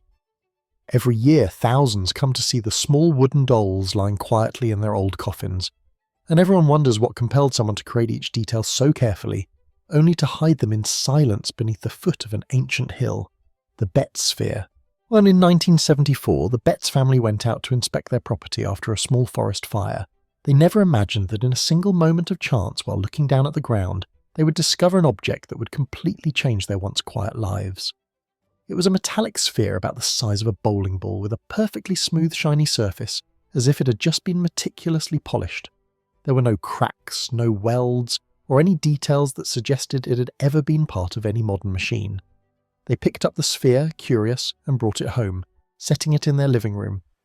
Everything truly began when one afternoon Terry Betts was playing the guitar and noticed that the sphere vibrated slightly and gave off a steady echo, as if something inside was moving. After that, more strange things kept happening, and astonishing the entire family. They started to realise that this sphere was like nothing they had ever seen before. Sometimes the sphere would roll across the floor all by itself. Sometimes it would spin in place, then suddenly stop, or it would roll right up to the edge of a glass table, but never fall off, almost as if it was being guided by some invisible system controlling its every move. Most curiously, on sunny days, the sphere seemed to become even more active, giving off strange vibrations that everyone in the family could feel when standing nearby. It didn't take long for the story of the mysterious sphere to spread beyond the family and their small neighbourhood, slowly attracting the attention of scientists, military representatives, and even UFO researchers. They brought the most advanced equipment to examine the sphere, and hoping to unlock the secrets behind the phenomena no one had ever seen before. Experts found that inside the sphere were 2 mysterious round cores surrounded by a dense layer of material that modern science had never identified on Earth. The sphere even had 4 magnetic poles instead of just 2, as you'd expect from an ordinary magnetic object. After careful analysis, some scientists dared to suggest that the structure of the Betts sphere was far beyond anything known to human knowledge or technology. They speculated that it might be a surveillance device or a research object from an extraterrestrial civilization that humanity had never encountered before. These theories quickly set off heated debates across scientific forums, and among those fascinated by unsolved mysteries. What's more, one expert even warned that if anyone tried to break open the metal shell, the strange materials inside could explode with a force equal to a small atomic bomb, enough to endanger the whole surrounding area. After these warnings, the Betts sphere suddenly disappeared from public attention. No one knows where it was taken, who possesses it now, or if it still exists somewhere in a secret location. The Betts family gradually withdrew from the curiosity of the world, holding on to the memory of a brief time when the entire world was captivated by a mysterious object that appeared out of nowhere in their small home, the mystery of Aaron Valente's death and the simulation hypothesis. In 2019, the American tech world was shocked by the sudden death of Aaron Valente, a young CEO who had been considered talented and full of passion. And in just a few short days, Aaron went from being a leader with a stable life to becoming the central figure in one of the most baffling mysteries of the decade. She disappeared while on a business trip to Silicon Valley, and nobody could reach her, even though her family tried again and again. Lativ said that before vanishing, Aaron repeatedly called home, and in every call she kept saying strange things like, "Everything is just a game, it's all an experiment in thought." And most notably, she insisted, "We're living in a matrix, just like the movie The Matrix." Her words left her family worried and confused, because until then, Aaron had been strong and had never shown any sign of psychological trouble. Days of anxious searching went by for her family, friends, and colleagues, until the police finally announced they had found Aaron, so she was dead in her own car, parked on a quiet street in San Jose. There were no signs of violence, and no farewell note was left behind. Every clue was shrouded in strange uncertainty. Aaron's family kept questioning how the authorities handled the case, believing there were many inconsistencies and even suspecting the investigation was neither transparent nor thorough. Aaron Valente's death quickly went beyond being just another mysterious disappearance. It became a topic of heated debate in both the scientific and philosophical communities. Many began to question the boundary between reality and illusion, as Aaron's last words matched uncannily with the "we are living" in a computer simulation hypothesis that many famous philosophers and physicists have discussed. The most prominent analysis comes from Professor Nick Bostenram, who argued that if technology ever becomes advanced enough to create realistic simulated universes, then the chances are high that we ourselves are simply characters inside some vast computer system. Scientists such as Melvin Vopson have added to this idea, pointing out that the physical principles of information and entropy might be evidence that the universe operates like a gigantic computer governed by its own rules and limitations. Some believe that perhaps before she died, Aaron had glimpsed some dark corner of consciousness, an abrupt awakening that let her see the world around her in a way totally different from what most people believe is reality. To this day, the real cause behind Aaron Valente's death remains a mystery without any final answer. But the questions about reality, about perception, and about the limits humanity faces continue to echo quietly in the wake of every similar story. Aaron Valente left behind not only a haunting disappearance, but also a deeper doubt about the very world we live in. A world where the line between real and unreal might be thinner than we ever thought. The legend of the Beast of Dean in the dark forests of England. In the western part of England, there is an old forest called the Forest of Dean. This is a place where darkness seems to linger over narrow paths winding beneath thick trees, and that the constant fog makes everything even more mysterious. It is here that a legend has been told and retold for generations about a strange creature known locally as the Beast of Dean. Since the early 19th century, some stories about this beast have spread across the region. People said they saw an enormous animal looking like a wild boar, but twice the usual size with shiny black fur, long sharp tusks, and a pair of burning red eyes that glowed in the darkness. Locals described hearing its roars echoing through the woods on the quiet nights, making the whole area go silent as everyone listened. On stormy days, huge unusual footprints would appear around gardens torn up and fences smashed for reasons no one could explain. Season after season, more people claimed their livestock had been attacked in the night. Pastures were dug up and strange tracks were left on the ground, like a challenge from some invisible force that no one could control. Some even dared to take weapons into the woods to hunt the beast. But when they fired their guns, nothing happened. Giver, the creature seemed completely untouched by bullets. As the years passed, the story of the Beast of Dean only grew more mysterious. With every telling, people added new details and passed the tale along as part of the region's memory. Some researchers later suggested that the legend might have started with wild boars or lost domestic pigs that turned feral and grew larger and more aggressive after living in the wild.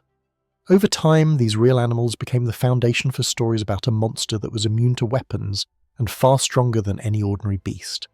But as belief and fear spread, it became impossible to say where fact ended and myth began. People only knew that the story had become a part of daily life and an unforgettable piece of English folklore. The mystery of the Osiren, thousands of years ago. But while the pharaohs were building their grand pyramids, a strange structure quietly rose deep underground at Abydos, Egypt. The Osiren is unlike any other monument from ancient Egypt. Massive blocks of red granite, a surrounding moat, and a simple yet solemn design make it feel as if it belongs to an era even older than recorded history. Who built the Osiren, and why was it buried so deep beneath the desert sands? That remains one of archaeology's greatest mysteries, puzzling generations of scholars to this day. The story of the Osiren began in 1902, when two archaeologists, Flenda Petrie and Margaret Murray, carried out excavations behind the Temple of Psi the Fur at Abydos, one of ancient Egypt's most important religious centres. As they dug down into the earth, they unexpectedly uncovered a mysterious underground structure located far below the foundation of the temple above. The Osiren is a sunken monument. Its central hall is surrounded by a deep moat. It was built from red granite blocks, each weighing dozens of tons, brought from quarries more than 320 kilometres away. The main hall consists of 2 rows of massive granite columns which once supported a huge stone roof. Now only ruins remain. At the centre is a large stone platform like a small island rising out of the water with 2 sunken basins and mysterious side chambers on either side. What makes the Osiren even more unusual is its architectural style.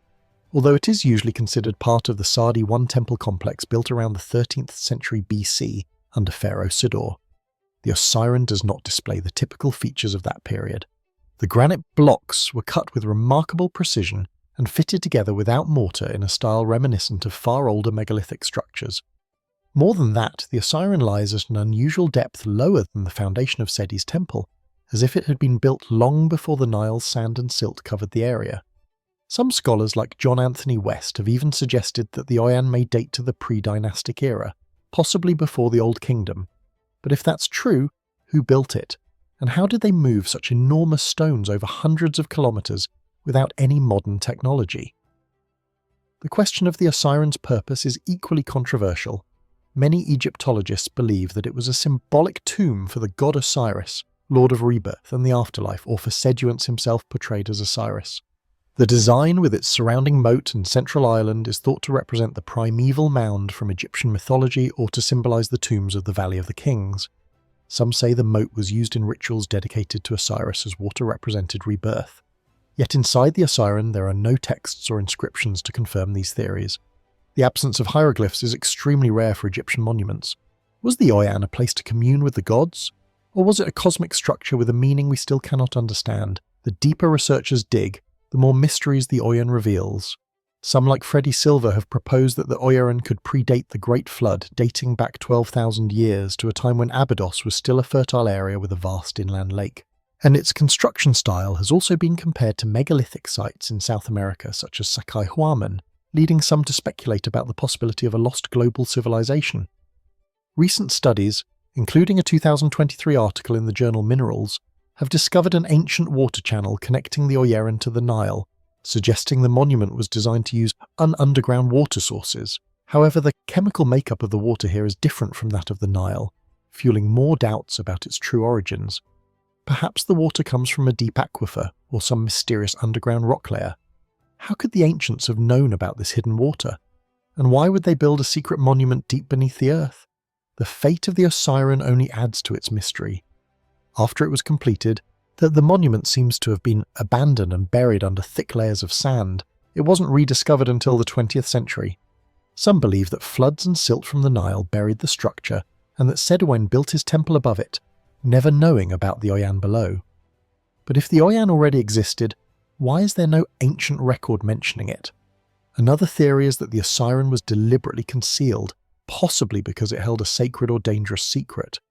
Today, the Osiren is still closed to tourists, visible only from above, with rising groundwater, making deeper exploration almost impossible. Many say that even with constant pumping, it is impossible to remove all the water to fully explore its depths. The Oyan forces us to rethink the history of ancient Egypt. If this structure truly comes from the pre-dynastic era, and it could change everything we know about the rise of human civilization. Some believe the Ocean is a surviving legacy of an advanced civilization that once existed on Earth, perhaps even linked to the legend of Atlantis in Egyptian myth. Others argue it was simply a unique creation of Seti the Wine, built to honour Osiris in a wholly different way. Whatever the truth may be, the Oyeron's enormous granite blocks still stand as a challenge for every new generation. Today, the Oyeron remains a great enigma, drawing researchers and history enthusiasts alike, with its restricted access only adding to the fascination. Every stone, every drop of water in its deep moat seems to tell a story that no one can yet read. Will we ever truly understand the real purpose of the Assyrian? Or will this place forever remain a mystery buried beneath the sands of Egypt? Nazi gold and the Vatican Bank. After World War II, many secrets began to emerge from documents, testimonies, and years-long investigations. Among them was the revelation that the Vatican Bank had been involved in storing and transporting gold stolen by the Croatian fascist regime. This story began in 1946 when an agent from the United States Treasury Department issued an internal memorandum. In it, he alleged that a large quantity of gold had been brought from Europe into the Vatican, not for charity or religious purposes, but to help former members of the Ustasha regime, the fascist rulers of Croatia during the war, escape prosecution. According to this document, the gold was believed to have been stolen from Jews, Serbs, Romani, and other minority communities during the years they were in power. A portion of that gold was transferred to the Vatican Bank and then used to fund escape routes leading to South America or Spain, where many former fascists spent the rest of their lives without ever facing trial. Many years later, in 1997, Gowan's memorandum resurfaced, this time in the context of a class action lawsuit filed by victims and their families in the United States. They demanded that the Vatican return the assets stolen from their families during the war. However, the lawsuit went nowhere. The court dismissed the case, ruling that the Vatican was immune from civil lawsuits in the United States. This is a difficult subject because it raises questions not just about history, but also about morality. If the allegations are true, that then the Vatican was once connected to the silent flow of stolen assets during one of humanity's darkest periods. To this day, the Vatican has never officially acknowledged any responsibility for the gold, and the records about the incident have never been fully released.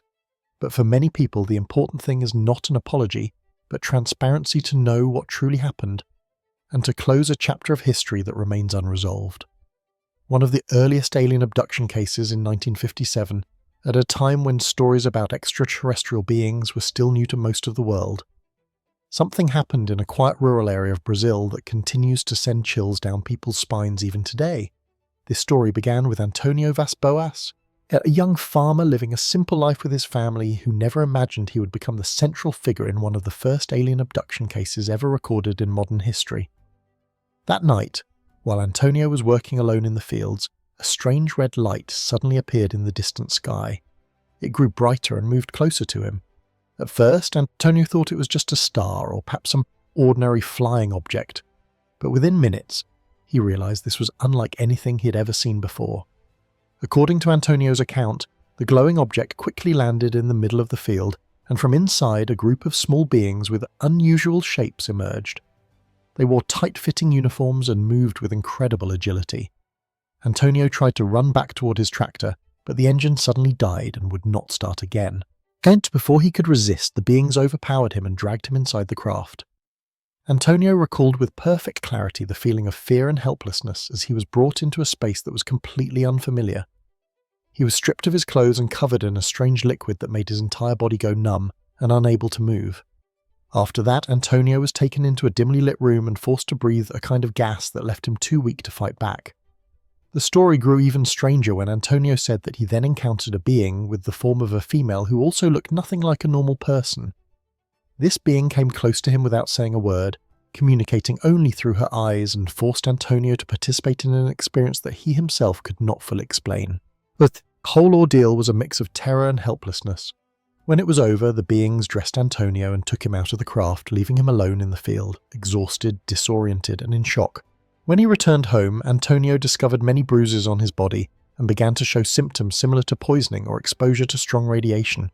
Antonio Vaz Boas's story quickly spread throughout Brazil and beyond South America, becoming one of the first alien abduction cases ever reported by the press and UFO researchers. Many skeptics claimed it was all a product of imagination or a hoax designed to attract attention. but quite a few researchers pointed out that details from Antonio's account matched mysterious incidents reported later in other countries, and especially the sudden loss of power and the physical symptoms that appeared after contact with unknown beings. Even now, there is no scientific proof to fully confirm what Antonio experienced, but his story remains one of the most vivid legends about UFOs and the unexplained mysteries of outer space that humanity still cannot solve. The mystery of the money pit and the inscribed stone on Oak Island. At the end of the 18th century, on a small island off the coast of Nova Scotia in Canada, 3 young men set out on an adventure that no one could have predicted would continue for centuries. They came across a patch of ground where the trees had been disturbed, and right under the roots of an old tree there were signs that someone might have once buried treasure there. They started digging, and the deeper they went, the more astonished they became, as they kept finding layers of timber set neatly on top of each other, each level spaced about 10 feet apart. When the group reached a depth of about 30 feet, they discovered old pieces of wood mixed with strange materials buried in the soil. But there was absolutely no sign of treasure or anything valuable. Still, the legend of pirate gangs that once roamed these waters drove them to keep digging, even as the work grew more dangerous and difficult. Years later, other expeditions came to Oak Island, each digging deeper into the ground, hoping to solve the mystery that the 3 young men had uncovered so long ago. The highlight of this search came when a group of diggers found a large stone inscribed with strange symbols that to this day no one has been able to fully decipher. According to some researchers, the markings on the stone might be a coded message pointing to treasure hidden underground, while others believe it is simply a distraction created centuries ago. Many different theories have been put forward, but no one has found a final answer, and the legendary treasure of Oak Island has never been revealed. The legend of the money pit is not just the story of a single island, it is a symbol of humanity's endless desire for discovery and the mysteries that remain unsolved. Countless expeditions armed with the most advanced technology have come here, but not a single one has ever managed to find the treasure. The haunted room 428 at Ohio University. When it comes to famous supernatural mysteries, it's impossible not to mention room 428 in Wilson Hall at Ohio University. This is an old school located in Athens, Ohio. Built in the early 19th century and connected to generations of students over the years. But among its quiet hallways, room 428 has become the centre of chilling stories that have persisted for decades. What sets room 428 apart is the series of unexplained events that have happened here. Events that remain unsolved to this day.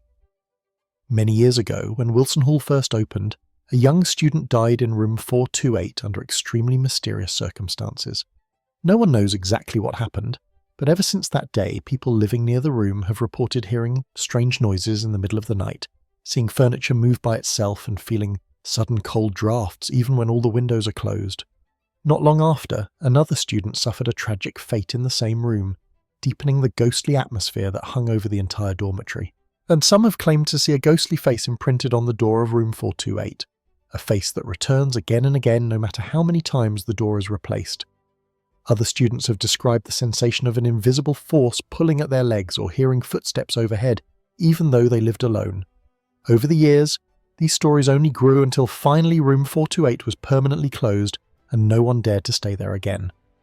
The university confirmed that this is the only room in the entire Wilson Hall dormitory that is not allowed to be assigned to students. What makes this mystery even more fascinating is the geography and history of the area around Ohio University. There is a legend that Wilson Hall sits right at the centre of 5 old cemeteries arranged in the shape of a 5-pointed star, which is said to be the reason for so many strange happenings there. Some believe the land once belonged to Native American burial grounds, or was part of the Athens Lunatic Asylum, a hospital known for its own haunted stories that have lasted for centuries. No matter what the truth may be, room 428 at Ohio University remains a lasting part of American urban legend. A place every generation of students hears about, and a reminder that there may still be an invisible world quietly watching from behind the old dormitory walls. The lost labyrinth of Egypt. More than 2,500 years ago, an ancient Greek historian stood before a wonder he described as surpassing even Egypt's Great Pyramids. And he spoke of an enormous underground system with thousands of rooms covered in hieroglyphs and wall paintings, all buried beneath the desert sands. This was the Labyrinth of Hara. But that system disappeared from human sight, turning into a legend often dismissed as pure fiction. Then in 2008, when archaeologists excavated near the Hawara Pyramid, a labyrinth was uncovered before their eyes. Was this the legendary maze? Located in the Fay Oasis about 90 kilometers south of Cairo, the Hawara Labyrinth is believed to be near the pyramid of Pharaoh Amenhotep III, the last powerful king of the 12th dynasty. According to the historian Herodotus, who claimed to have seen it with his own eyes in the 5th century BC, this labyrinth was a two-level structure with nearly 3,000 rooms, 1,500 above ground and 1,500 below.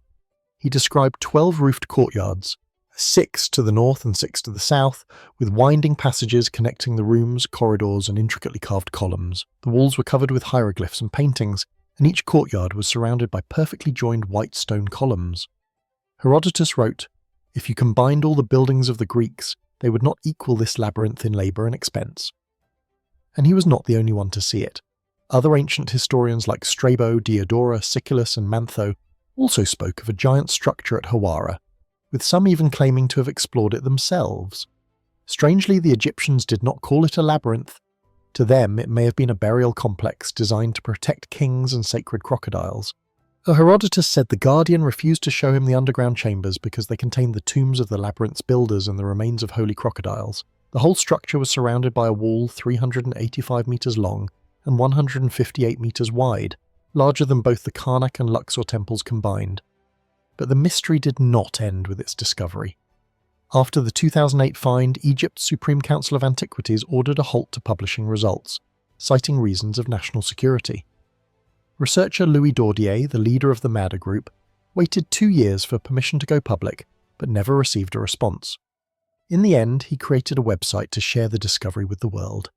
Since then, no major excavations have taken place, and the Hawara site remains off-limits. Why would a discovery that could change history be kept secret? Does this labyrinth hold secrets that authorities don't want revealed? One theory is that the Hawara Labyrinth was a massive burial complex built to protect the tomb of Amenhotep III and his daughter.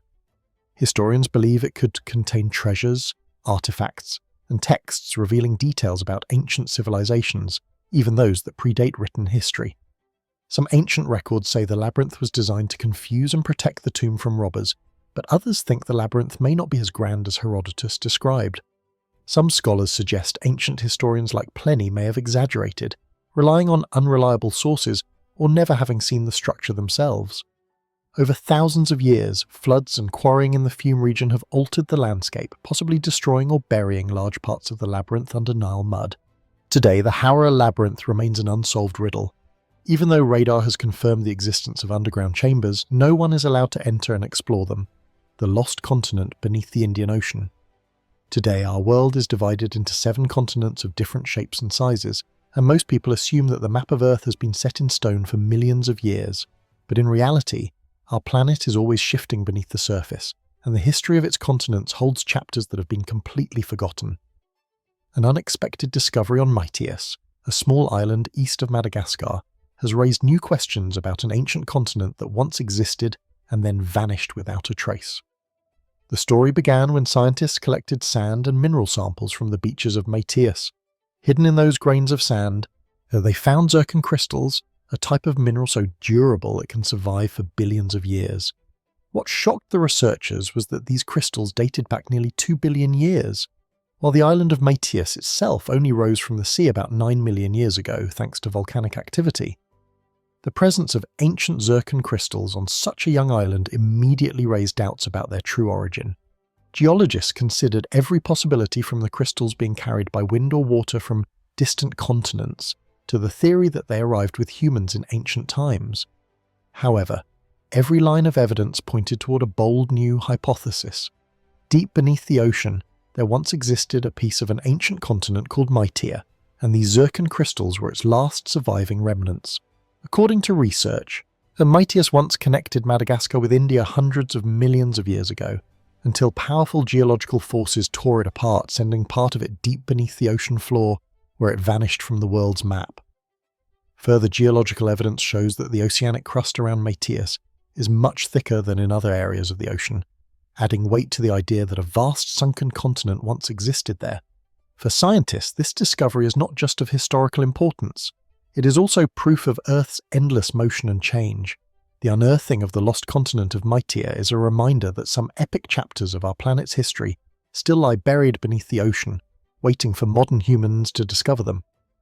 The discovery of Mateus has also opened up new questions about the origins of ancient life, the mysterious migration paths of animals and plants millions of years ago, and how the continents once split apart and drifted to where they are today. Even though Mytius is now just a small green island in the open sea, every grain of sand there seems to whisper of an ancient world where a vast and forgotten continent once existed. Albert Osman and the story of being abducted by Bigfoot. In the world of strange stories about mysterious creatures, perhaps nothing stirs more curiosity and skepticism than the legend of Bigfoot. But among all the accounts, there are some stories that stand out and are remembered for generations.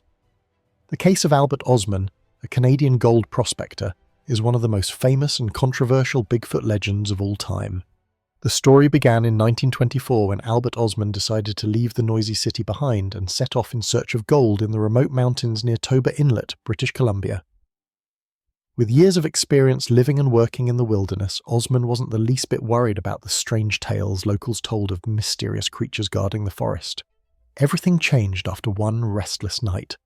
Osman recalled that while he was sleeping in his tent, he suddenly felt his whole body being lifted and dragged a long distance. When he woke up, he found himself held captive in a secluded valley, surrounded by 4 huge hairy beings. It was a family of Bigfoot, an adult male, an adult female, and 2 younger ones.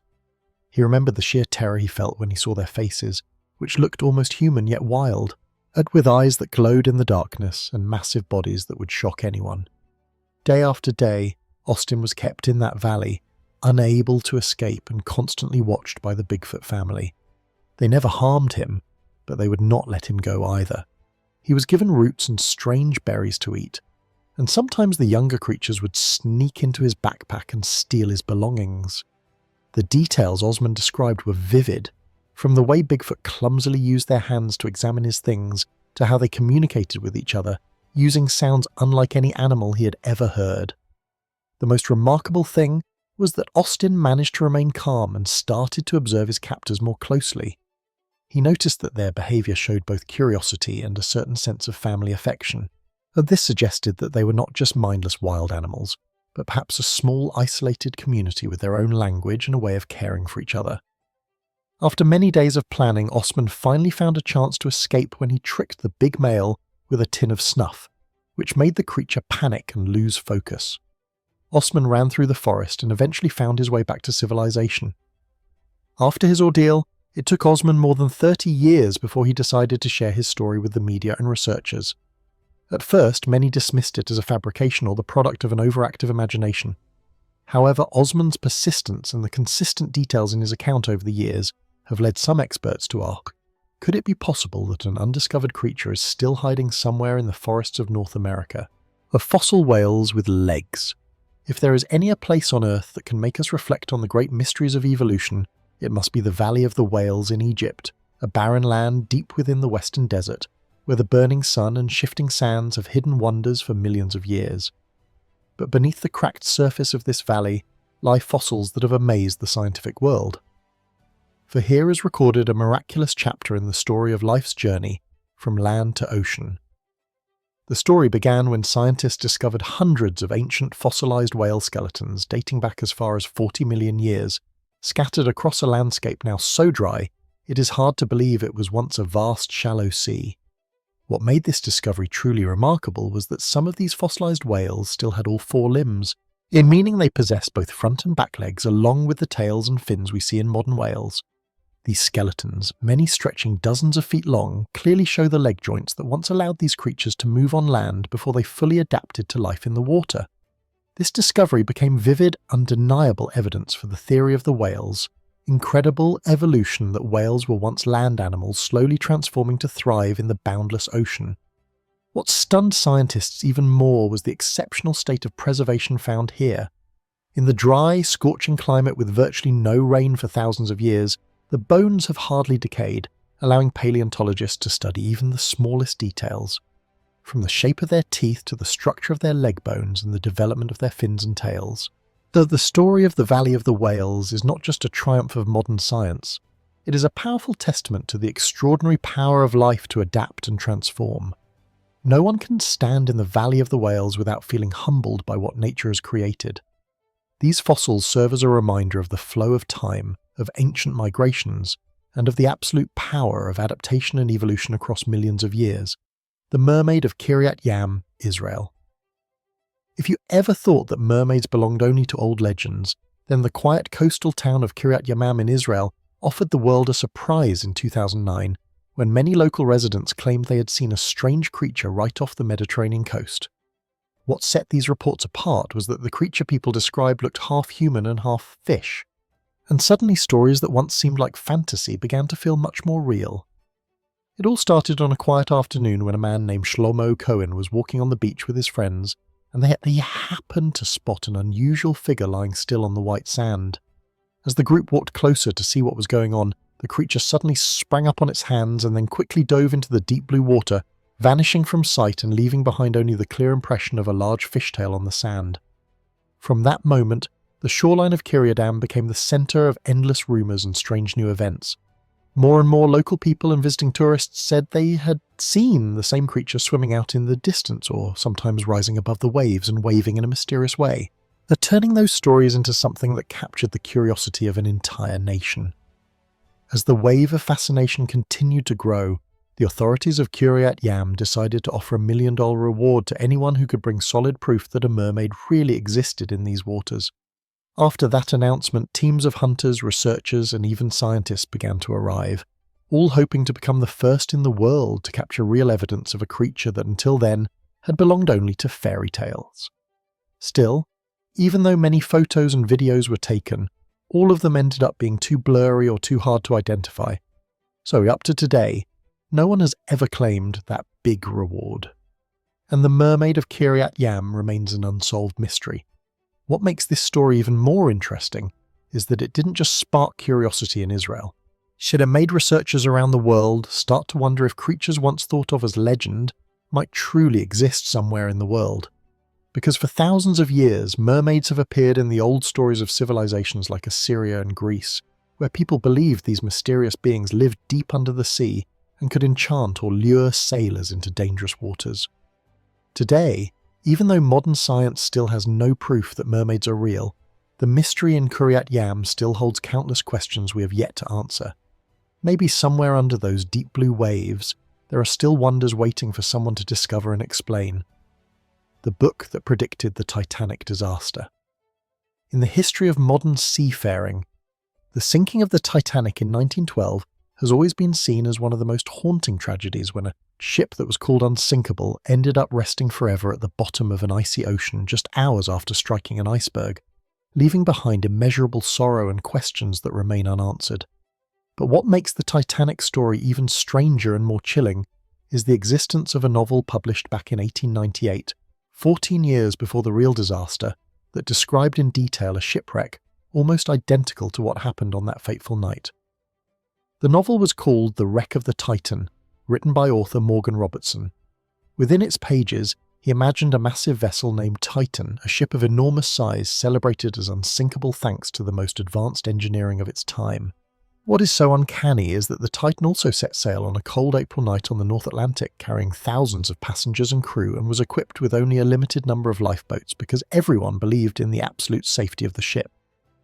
The book tells how on its very first voyage, the Titan struck a giant iceberg at high speed and quickly sank into the depths, sealing the tragic fate of over 2,000 people, most of them unable to find a place on the lifeboats. These numbers are eerily similar to the real-life statistics of the Titanic disaster.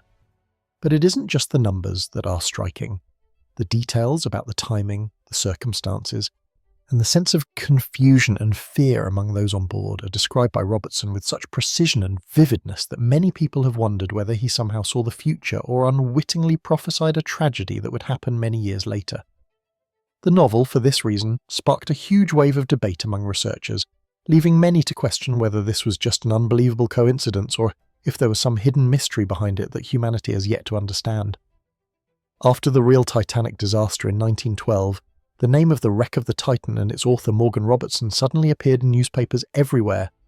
Many people even sought out the novel as a kind of warning from fate and raised new questions about the human ability to foresee the future or about the existence of strange premonitions throughout history. While all of this only adds another layer of mystery to the Titanic tragedy where reality and fiction seem to blend into a story that is hard to believe.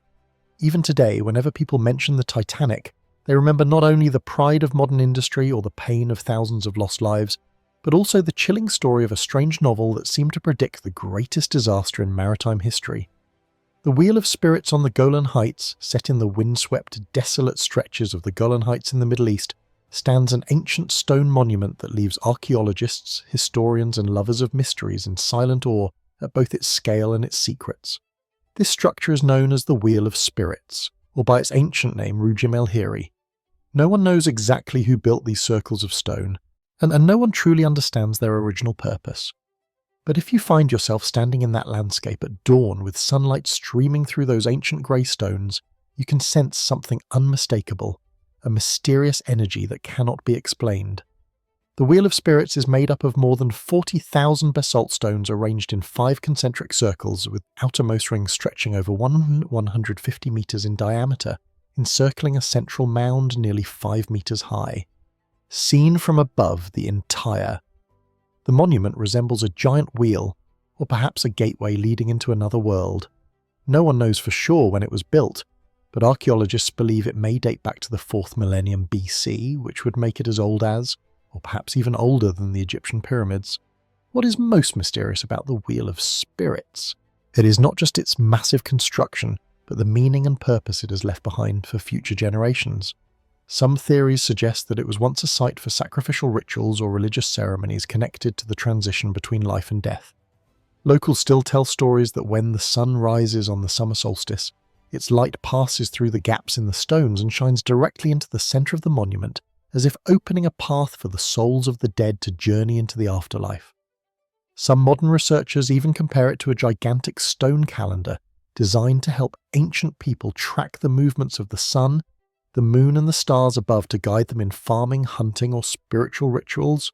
But the Wheel of Spirits is not only a place full of ancient ceremonies, and it is also at the heart of countless legends about supernatural events.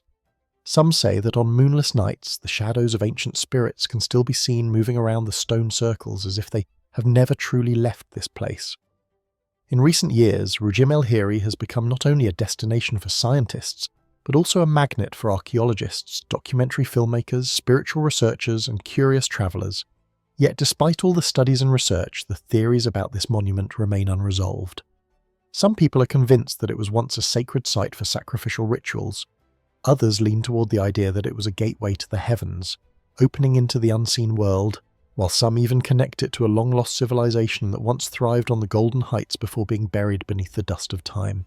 Perhaps the most captivating thing about the Wheel of Spirits is not the answers it may hold, but the hundreds of questions that remain.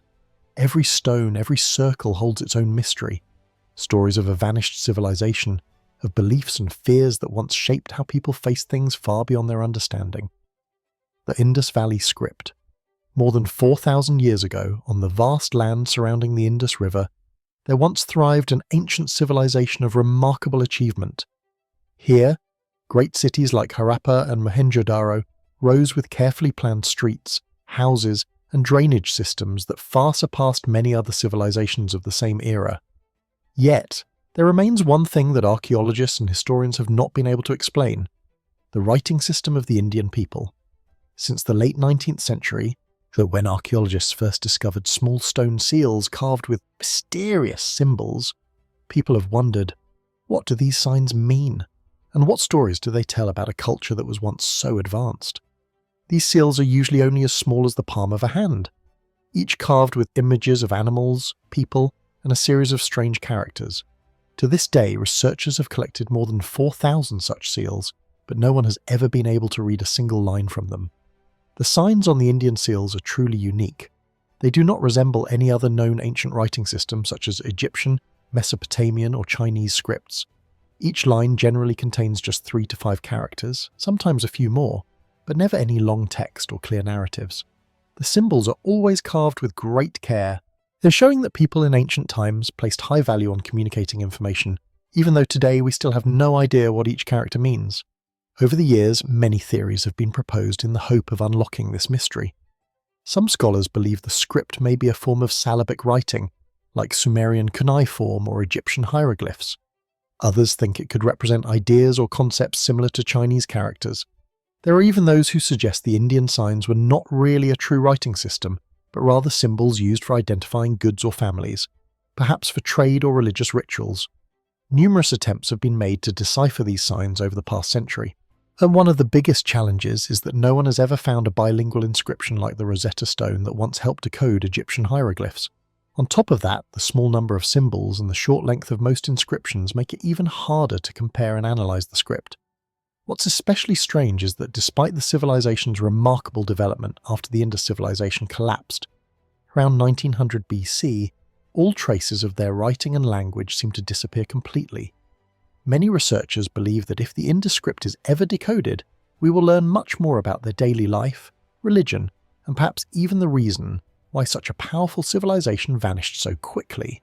But until that day comes, those small seals with their mysterious signs will remain silent, guarding the untold story of one of the most enigmatic civilizations in human history, the spellbook of Pope Honorius III.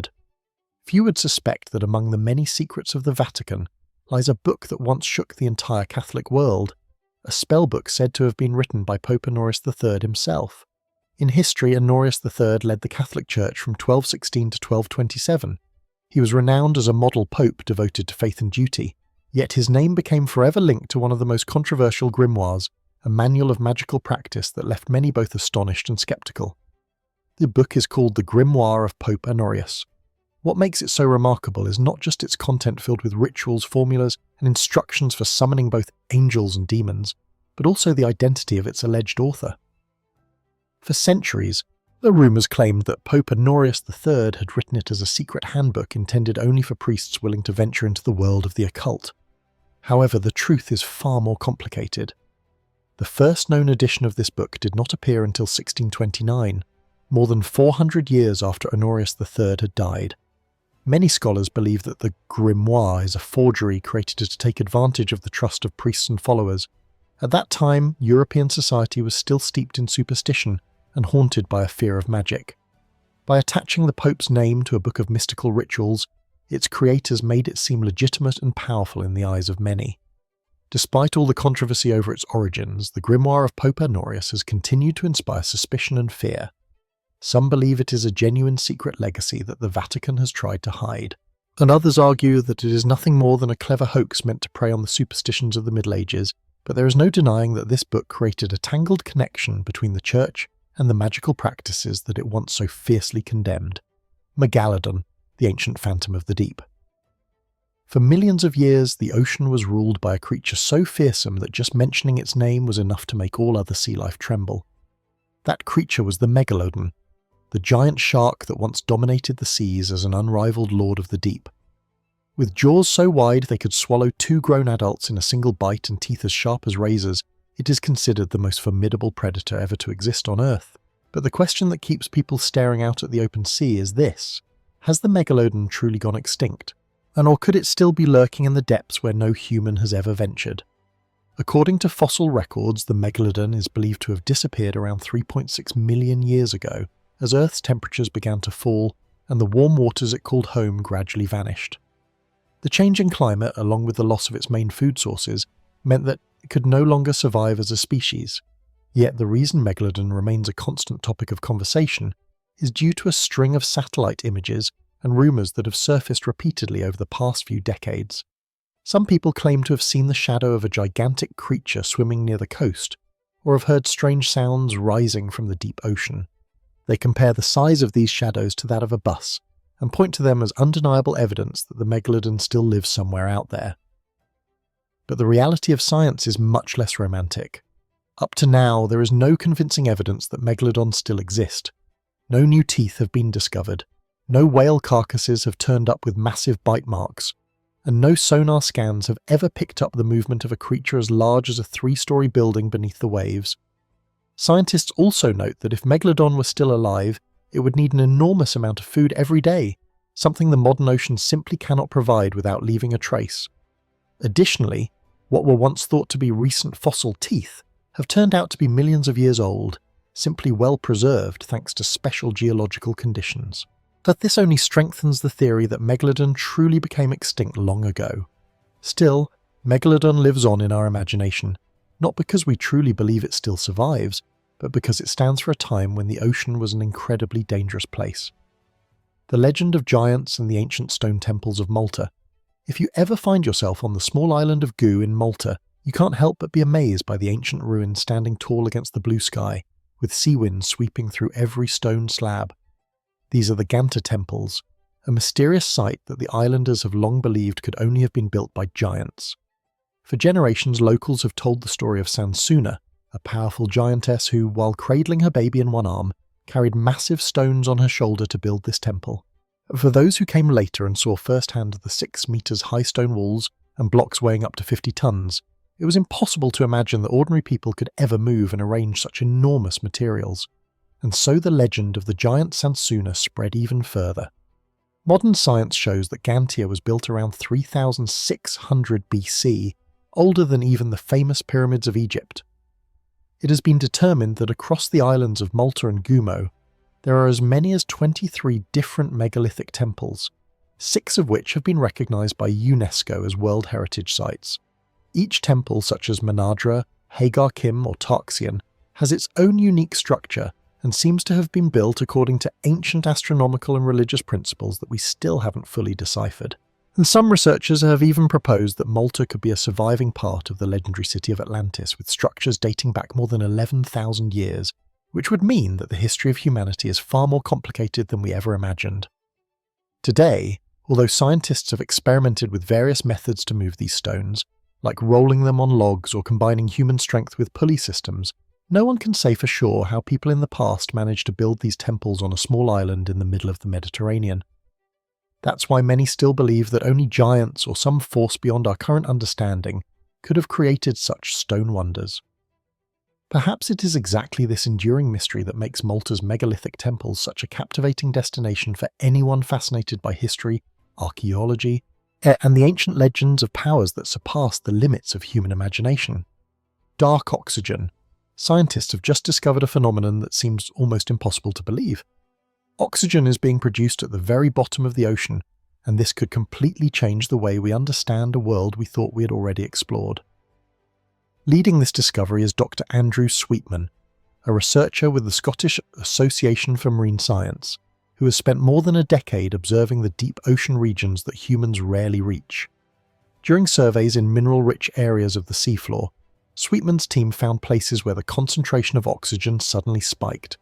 Remarkably, these sites had no sunlight, no seaweed, and none of the life forms we know of that can produce oxygen by traditional means. They discovered clusters of small round manganese nodules scattered across the muddy seabed. And it seems that these seemingly lifeless lumps of metal are actually generating oxygen through a special process.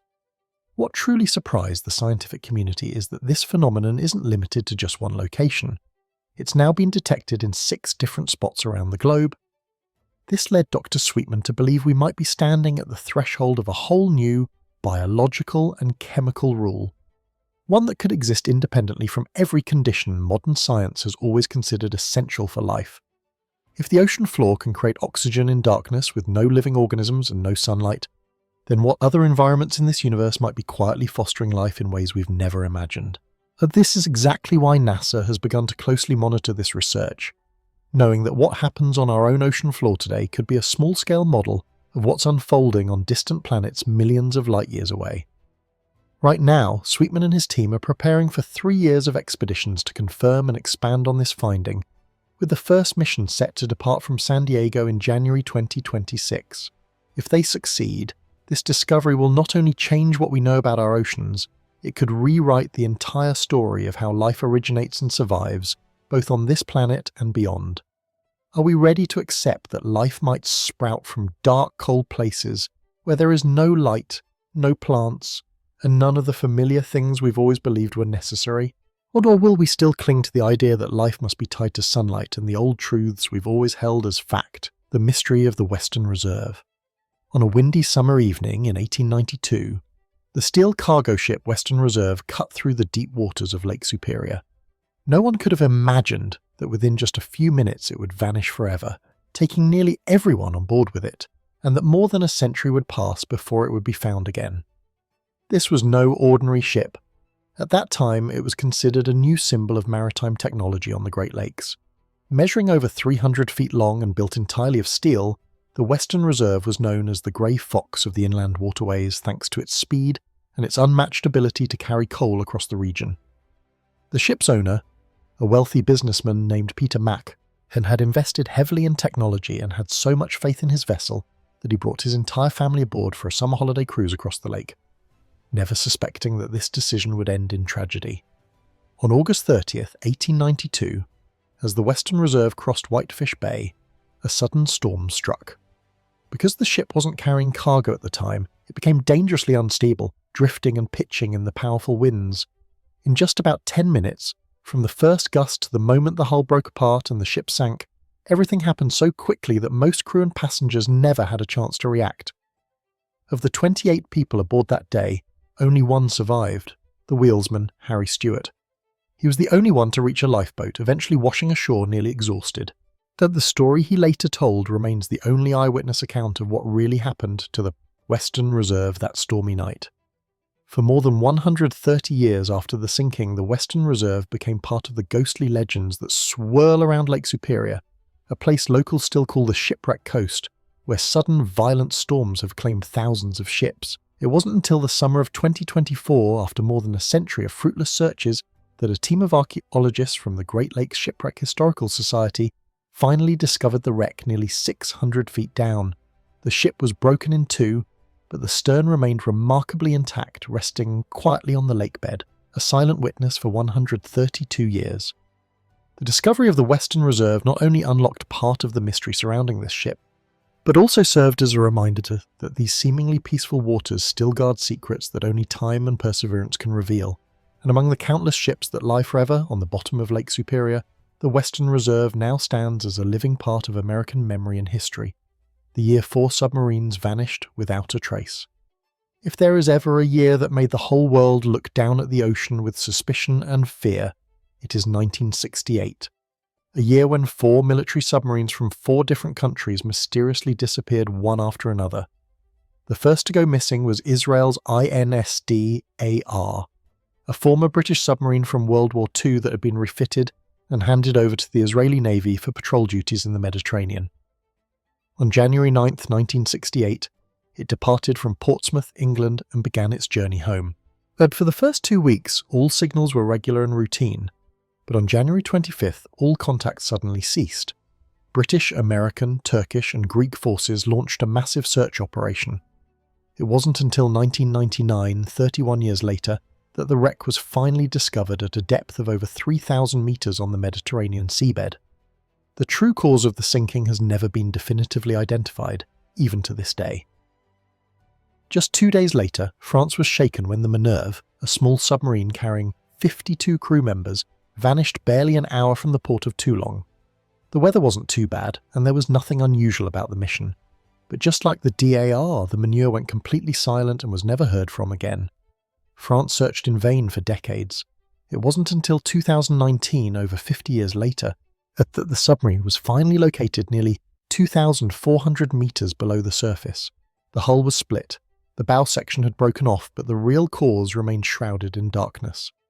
Not long after, the Soviet Union faced an even more mysterious disappearance. The K-129, a nuclear-armed submarine, failed to return from a secret mission in the North Pacific. On March 8, 1968, it was officially declared missing. But because of the sensitive nature of the mission, the Soviets released no details and conducted a quiet search. Meanwhile, the US was monitoring all activity on the ocean floor and managed to locate the wreck. Then in the early 1970s, the CIA launched one of the most secretive submarine recovery operations in history. Under the guise of a mining vessel sponsored by billionaire Howard Hughes, they attempted to lift part of the K-129 from the seabed, but the outcome of that mission has never been fully disclosed.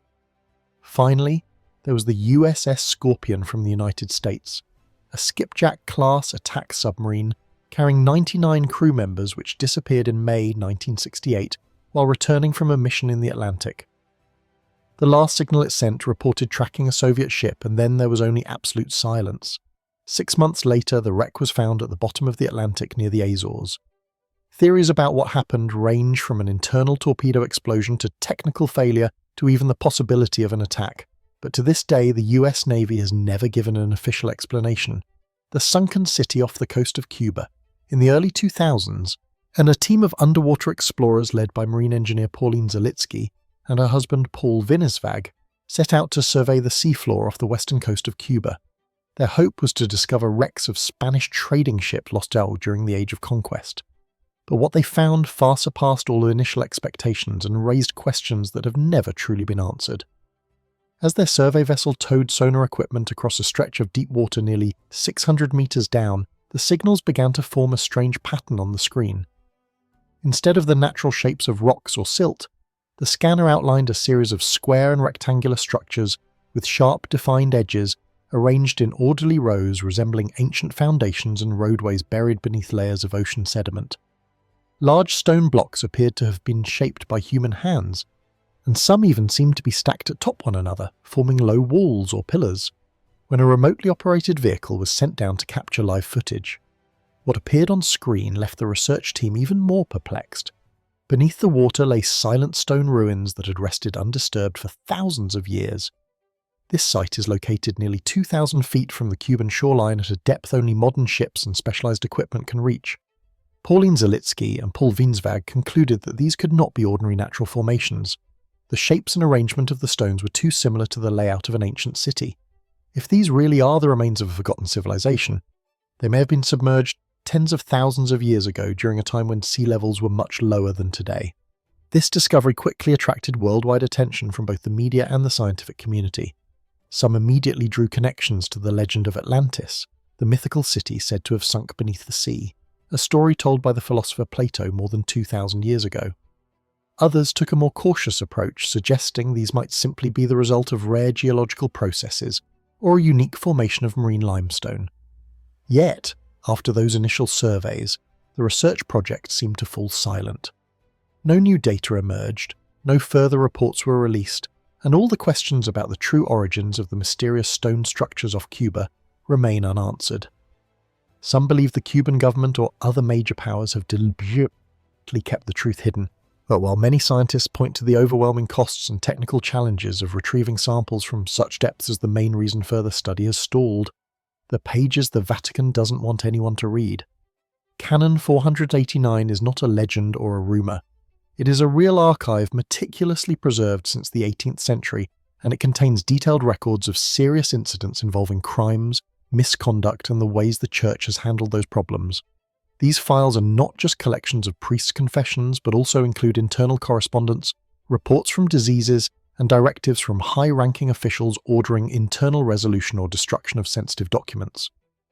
For generations, these records were kept, but they were hidden from the public, from the media, and even from outside legal authorities. It wasn't until 2002 that when the child abuse scandal in the Boston Archdiocese exploded, that part of the truth finally began to surface. American courts forced the local church to release related documents, and some files similar to those in Canon 489 were brought into the light. What the world saw was a long chain of cover-ups. Priests accused of crimes quietly transferred to other locations, victims urged to remain silent, and letters from senior officials revealing that everything was known, but nothing was ever made public. Yet most of the documents in Canon 489 have never been disclosed. Only a handful of people in the Vatican have access to them, and anyone who has ever worked near this archive is bound by a vow of absolute secrecy. What troubles many is not just that these offences once happened, but that they were so carefully recorded and yet never brought to light unless forced by outside pressure. If the Church truly seeks purity, why are these files still so tightly guarded? The submerged Great Wall in China. Most people think of the Great Wall of China as stretching proudly across northern mountains or winding its way along dramatic ridgelines. But few realise that part of this ancient dragon now quietly slumbers beneath the waters of Hebei province. This story began in the 1970s when China undertook a massive hydroelectric project called Panjiaku, a modern feat meant to supply water and power to an entire region, but one that would forever alter the landscape and history of the area. When the Pangyaku Dam was completed in 1975, waters from nearby rivers began to rise, flooding an entire valley that had once been dotted with villages, and most remarkably was home to a centuries-old stretch of the Great Wall witness to the tides of history. Today in the Pangyaku Reservoir, when the water level drops during the dry season, or in years of drought, visitors can catch a glimpse of a section of the wall, its rugged stone steps and crumbling Mingara watchtowers emerging above the surface. But for most of the year, these ruins remain completely hidden beneath deep blue water, and anyone unaware of this secret would never guess that beneath the tranquil lake lies a piece of the greatest structure ever built by human hands. More than just a curious tourist destination, this submerged stretch of the Great Wall stirs the imagination and sense of nostalgia in countless visitors. Many historians and archaeologists lament the loss of a part of World Heritage now buried beneath the reservoir, sacrificed for the demands of modern development. Yet in a twist of fate, the underwater wall remains far better preserved than many above-ground sections, protected from the ravages of people and time, unlike so many other parts that have been damaged or worn away over the centuries, the Roman granite shipwreck in Israel. On an ordinary day along the shore of Yani, Israel, a local swimmer made a discovery that had lain quietly for 2,000 years, hidden among the sand and surf. The wreck of a Roman cargo ship carrying granite, a silent testament to the prosperity of an empire whose reach once spanned the Mediterranean world. The story began when the swimmer noticed something unusual beneath his feet. When a team of archaeologists arrived to investigate, they were astonished by the sight before them. Resting in the shallow water were dozens of massive granite blocks, most of them still intact, neatly lined up as if they'd just been offloaded from the ship's hold, waiting for human hands to carry them to shore. These blocks were among the most prized building materials of the Roman era, used for temples, grand public buildings, and luxurious villas across the Mediterranean. Experts determined this was the wreck of a large Roman merchant ship, likely setting out from what is now Turkey or Greece, carrying granite blocks and intricately carved columns destined for major cities like Alexandria, in Egypt or Gaza. But fate was not kind to the crew. Caught perhaps by a sudden and violent storm, the ship went down just off the coast, and its entire cargo and hull was buried beneath sand and sea for nearly 2 millennia. What's remarkable is that not only the granite blocks remain, but also numerous objects, fragments, and even Roman coins and pottery, all preserved inside the wreck. The discovery of this stone-laden ship not only sheds new light on the ancient trade routes, but also raises fresh questions about the Roman seafarers, the once thriving cities that line the Mediterranean, and the countless unnamed losses claimed by the stormy seas. As the afternoon sun glimmers across the waters of Yani, it's hard to imagine that just below the surface lies the quiet ruin of an empire that once stretched across 3 continents, the forgotten civilization of Morocco. When people talk about the history of Morocco, many still believe that this land was once nothing more than wilderness, and that true civilization only began when the first Phoenician ships arrived about 3,000 years ago. However, the latest archaeological discoveries at Kachkuch have completely overturned that assumption.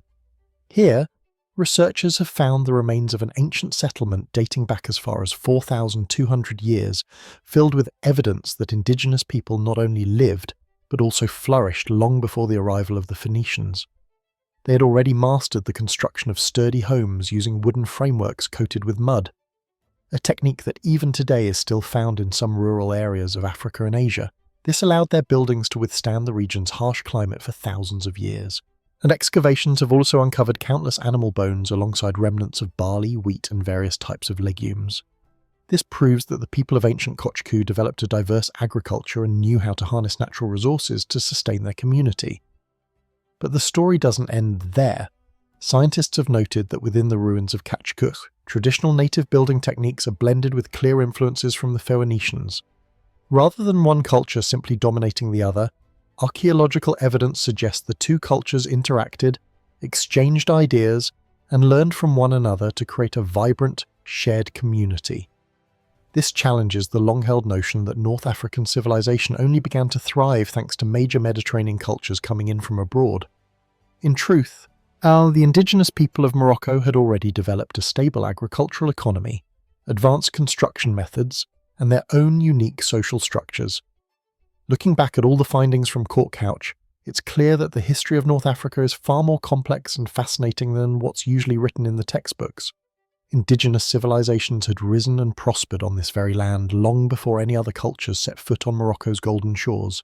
It's discoveries like this that make the story of humanity's origins broader and more mysterious than ever before. Leonardo da Vinci's secret tunnel in Milan. In the heart of ancient Milan, where art and history seem to merge in every brick and stone, the imposing Castello Fossesco still stands as a grand witness to Italy's golden age. Few would ever suspect that beneath these formidable walls lies a secret that remained buried for centuries until today. Archaeologists have discovered a hidden underground passage stretching from the Sparza castle all the way to the church of Santa Maria de' Grazie, the world-famous site of Leonardo da Vinci's masterpiece, The Last Supper. What makes this discovery even more extraordinary is that Leonardo's own surviving sketches match up perfectly with the location and structure of this tunnel, suggesting that the Renaissance genius was not only passionate about painting and architecture, but also played a role in designing secret works that remained unknown to later generations. It's said that Ludovico Sforza, once the most powerful Duke of Milan, always wanted a secret passage from his castle residence to Santa Maria de' Grazie, where his beloved wife Beatrice d'Este was buried. He wished to visit her in peace without anyone ever knowing. Today, as scientists use modern technologies like ground-penetrating radar and laser scanning, each section of the tunnel is slowly being revealed to the light. Experts believe that Leonardo da Vinci didn't just record the existence of the tunnel in his detailed drawings, but may have actually participated in designing Milan's underground defensive network at a time when the city constantly had to prepare for the political upheavals of the Renaissance. Now, with these secret tunnels gradually reconstructed through virtual reality, visitors can retrace the very steps of those ancient dukes, feeling for themselves the intersection of art, science, and historical mystery left behind by Leonardo da Vinci. But even after all these centuries, the story of the hidden passages beneath Milan continues to captivate explorers, because these tunnels are not only relics of the past, but also a lasting reminder of human ingenuity, curiosity, and limitless creativity. The mysterious Jewel Hill of India. If you think that ancient mysteries only exist in faraway places like Egypt or Greece, you might want to reconsider when you learn that right in the heart of eastern India, there is a spiritual and archaeological treasure trove so vast that the world is left in awe every time something new is unearthed. This place is called Ratnagiri in the state of Odisha, and locals have long given it the poetic name the Hill of Jewels. For centuries, this region was such an important Buddhist centre that scholars have referred to it as the Harvard of Indian Buddhism, and a place where monasteries, stupas and religious schools stood shoulder to shoulder as living proof of an intellectual tradition that once flourished in ancient Asia.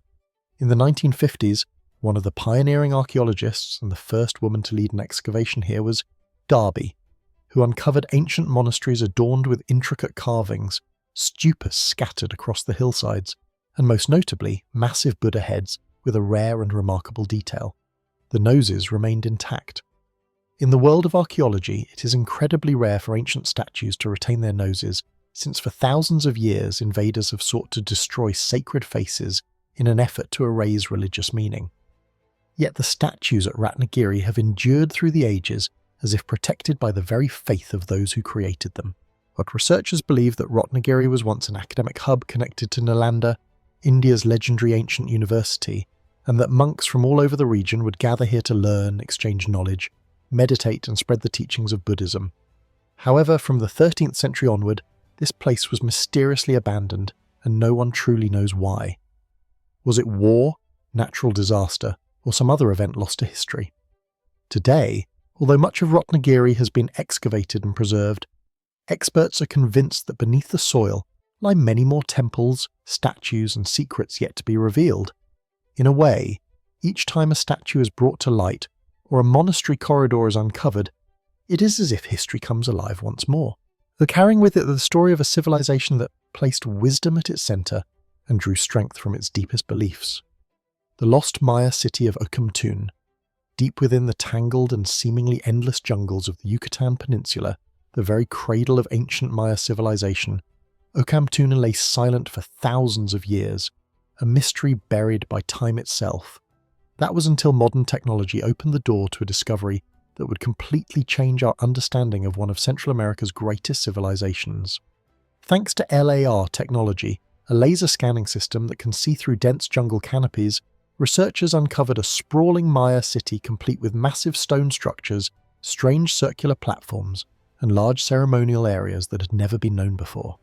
This place, now called Okumun, is a new name on the archaeological map, but in truth it's an ancient piece of a golden era that scholars are still trying to fully understand. The first person to set foot at the ruins was archaeologist Ivan Spritz, who together with his team talked dozens of miles through the jungle, bringing equipment and hope to verify what the LiDAR scans had shown from the air. The results far exceeded all expectations. Because Okumun was not just a cluster of ancient buildings, it was a political and cultural centre that may once have been the capital of an entire region. At the height of Maya civilization, the team found sturdy stone structures with long corridors, wide terraces, and round platforms that may have been used for religious ceremonies or communal gatherings. And most striking of all were fragments of ancient pottery dating back as far as 1,000 years before Christ, showing that people lived here from a very early period. What especially fascinates archaeologists is that while many other Maya cities collapsed or were abandoned long ago due to war, natural disasters, or climate change, Okumtun seems to have persisted for a remarkably long time and may even have been inhabited right up until the Spanish arrived in the region in the 16th century. This discovery not only provides valuable new data on the decline of Maya urban centres, but also raises new questions about how some settlements managed to remain stable while others vanished almost overnight. That is why Okumtun is now seen as one of the key pieces in unlocking the entire story of how the ancient Maya civilization rose, flourished and eventually faded away. Catastrophic destruction in biblical history since ancient times, the stories of the Bible have been filled with images of war, destruction, and entire cities set ablaze, either by the wrath of ancient empires or by the judgment of God. But for centuries, archaeologists have struggled to pinpoint exactly when these disasters took place. Traditional methods like radiocarbon dating often failed to produce results accurate enough to connect them to religious events described in sacred texts. However, scientists at Tel Aviv University have recently used a completely different technique to determine the dates of ancient destruction for the first time using what's called a magnetic lock, a phenomenon that happens when earth and rocks are superheated during massive fires and by accident record the orientation of the Earth's magnetic field at that exact moment, leaving a mark that can never be faked. Leading the research team was scientist Yoav Vaknan, who analysed burnt layers of earth and charred bricks at dozens of archaeological sites in the region. Among them was Gath, a city known as the home of the giant warrior Goliath, and also one of the most important locations in the history of the Philistines.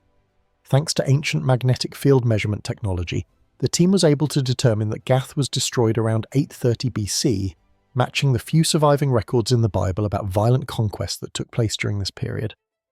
In addition to Gath, two other archaeological sites, Tel Rehof and Tel Shaon, showed evidence of being burned at the same time. Meanwhile, Tel Zid revealed a completely separate destruction layer, which could be proof of a different war that happened a few decades later. This new approach has changed the way archaeologists look at ancient catastrophes. Instead of just guessing based on soil layers and pottery, they can now identify the timing of destruction events within just a few years with almost absolute accuracy thanks to the Earth's magnetic field, a record that can't be faked and isn't affected by the passage of time. Because of this, researchers can now not only clarify the timeline of biblical disasters, but also reconstruct a much more detailed picture of regional warfare in ancient Canaan than ever before. With every burned layer uncovered, humanity takes one step closer to the truth behind stories that once seemed to exist only in faith, but are now being confirmed by the very marks left in the Earth itself after thousands of years, evidence of a parallel universe in Antarctica.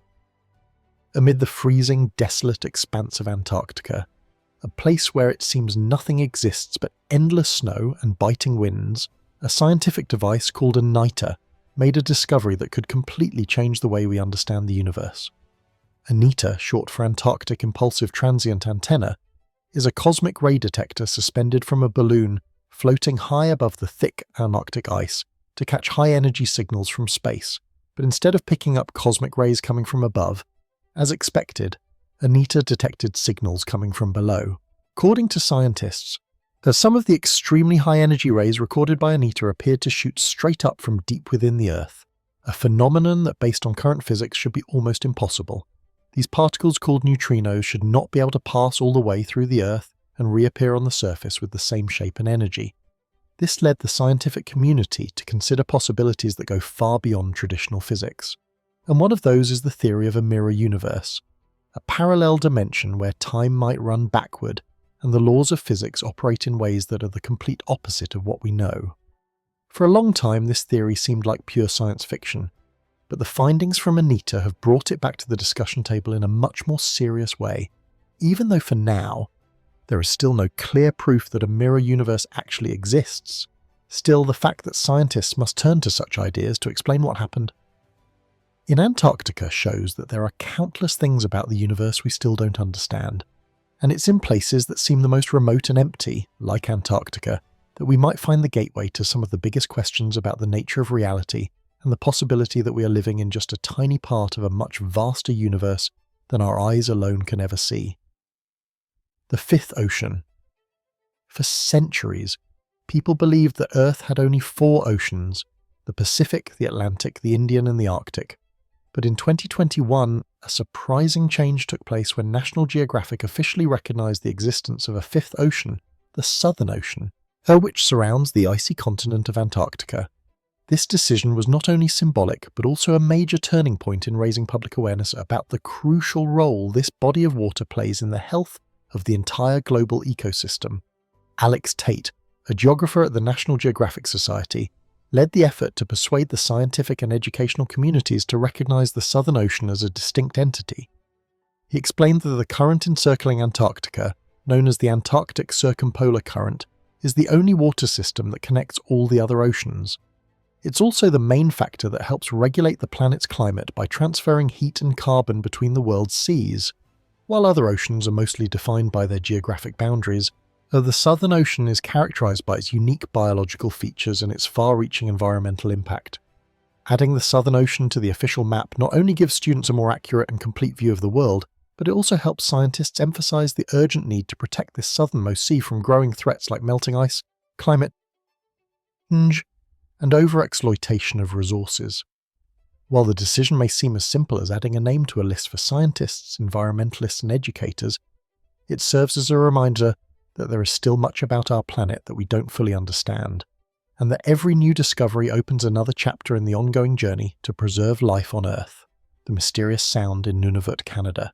In one of the most remote and frigid regions of Canada, where snow and ice cover the land year-round and the ocean is almost always frozen, local Inuit living near the public area in the territory of Nunavut have reported a strange phenomenon that has drawn the attention of both the government and the military. It is the emergence of a mysterious sound coming from the ocean floor which they call the ping, or sometimes the hum, clearly audible underwater in the Fury and Hecla. This sound is not only strange but also seems to have had a real effect on the surrounding environment. Since it first began, local people say that seals, a traditional and vital food source for the community, have almost completely vanished from the hunting grounds. The phenomenon was first noticed around 2016, and to this day there is still no clear explanation. And even though hunters and fishermen insist they hear the sound every time they go out to sea, some believe the noise could come from a foreign submarine covertly operating beneath the thick ice, while others suspect it might be a secret technology related to undisclosed military surveillance devices. Still, some even believe that the sound might be produced by some mysterious creature lurking on the ocean floor, something modern science has never encountered before. The Nunavut government officially requested help from the Canadian military, and the Air Force sent a flight crew to survey the area with radar and sonar equipment. But they found no unusual objects or activities under the sea. Even so, the strange disappearance of marine animals combined with the direct experience of local residents continues to raise questions that remain unanswered. And while scientists work to analyze data and collect more evidence, that strange ping still occasionally echoes across the frozen ocean, a reminder that there may still be secrets hidden somewhere in the cold darkness beneath the ice of the north.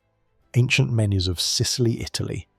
When people think of Italian cuisine today, they usually picture pizza, pasta, or wine, but few realize that hundreds of years ago, the people of Sicily enjoyed an incredibly diverse and complex menu, one that reflected the deep cultural blending of ancient Mediterranean civilizations. By analysing 130 fragments of medieval pottery, archaeologists have discovered that Sicilians of old didn't just eat to survive, that they truly appreciated food as an important part of both their spiritual and social lives.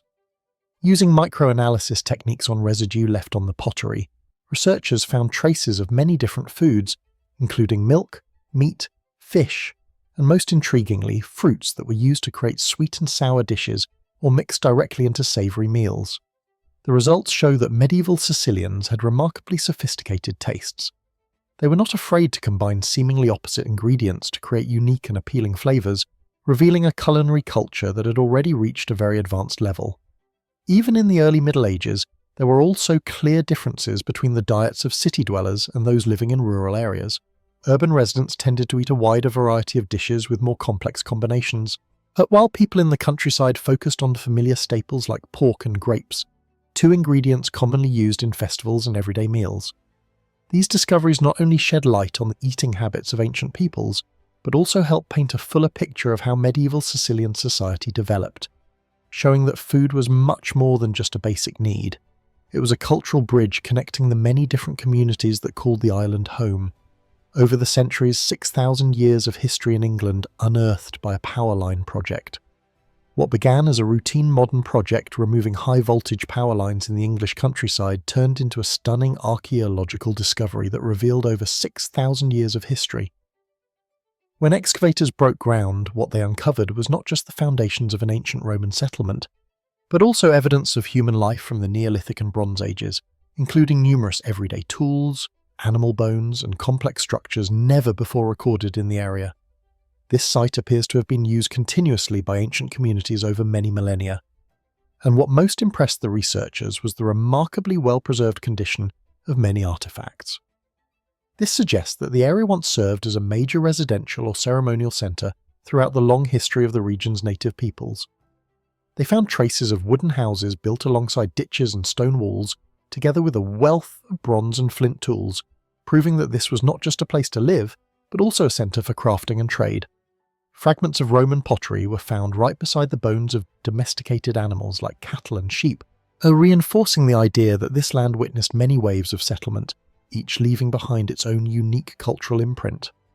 This unexpected archaeological project has not only brought in valuable new knowledge about the history of England, but it also serves as a powerful reminder that beneath the very ground we walk on every day, countless untold stories from humanity's distant past may still be waiting to be discovered. If you find yourself drawn to mysteries just like we are, don't forget to subscribe to the channel and leave a comment below about what sparks your curiosity the most. Let's keep exploring the strange and fascinating together in the next video.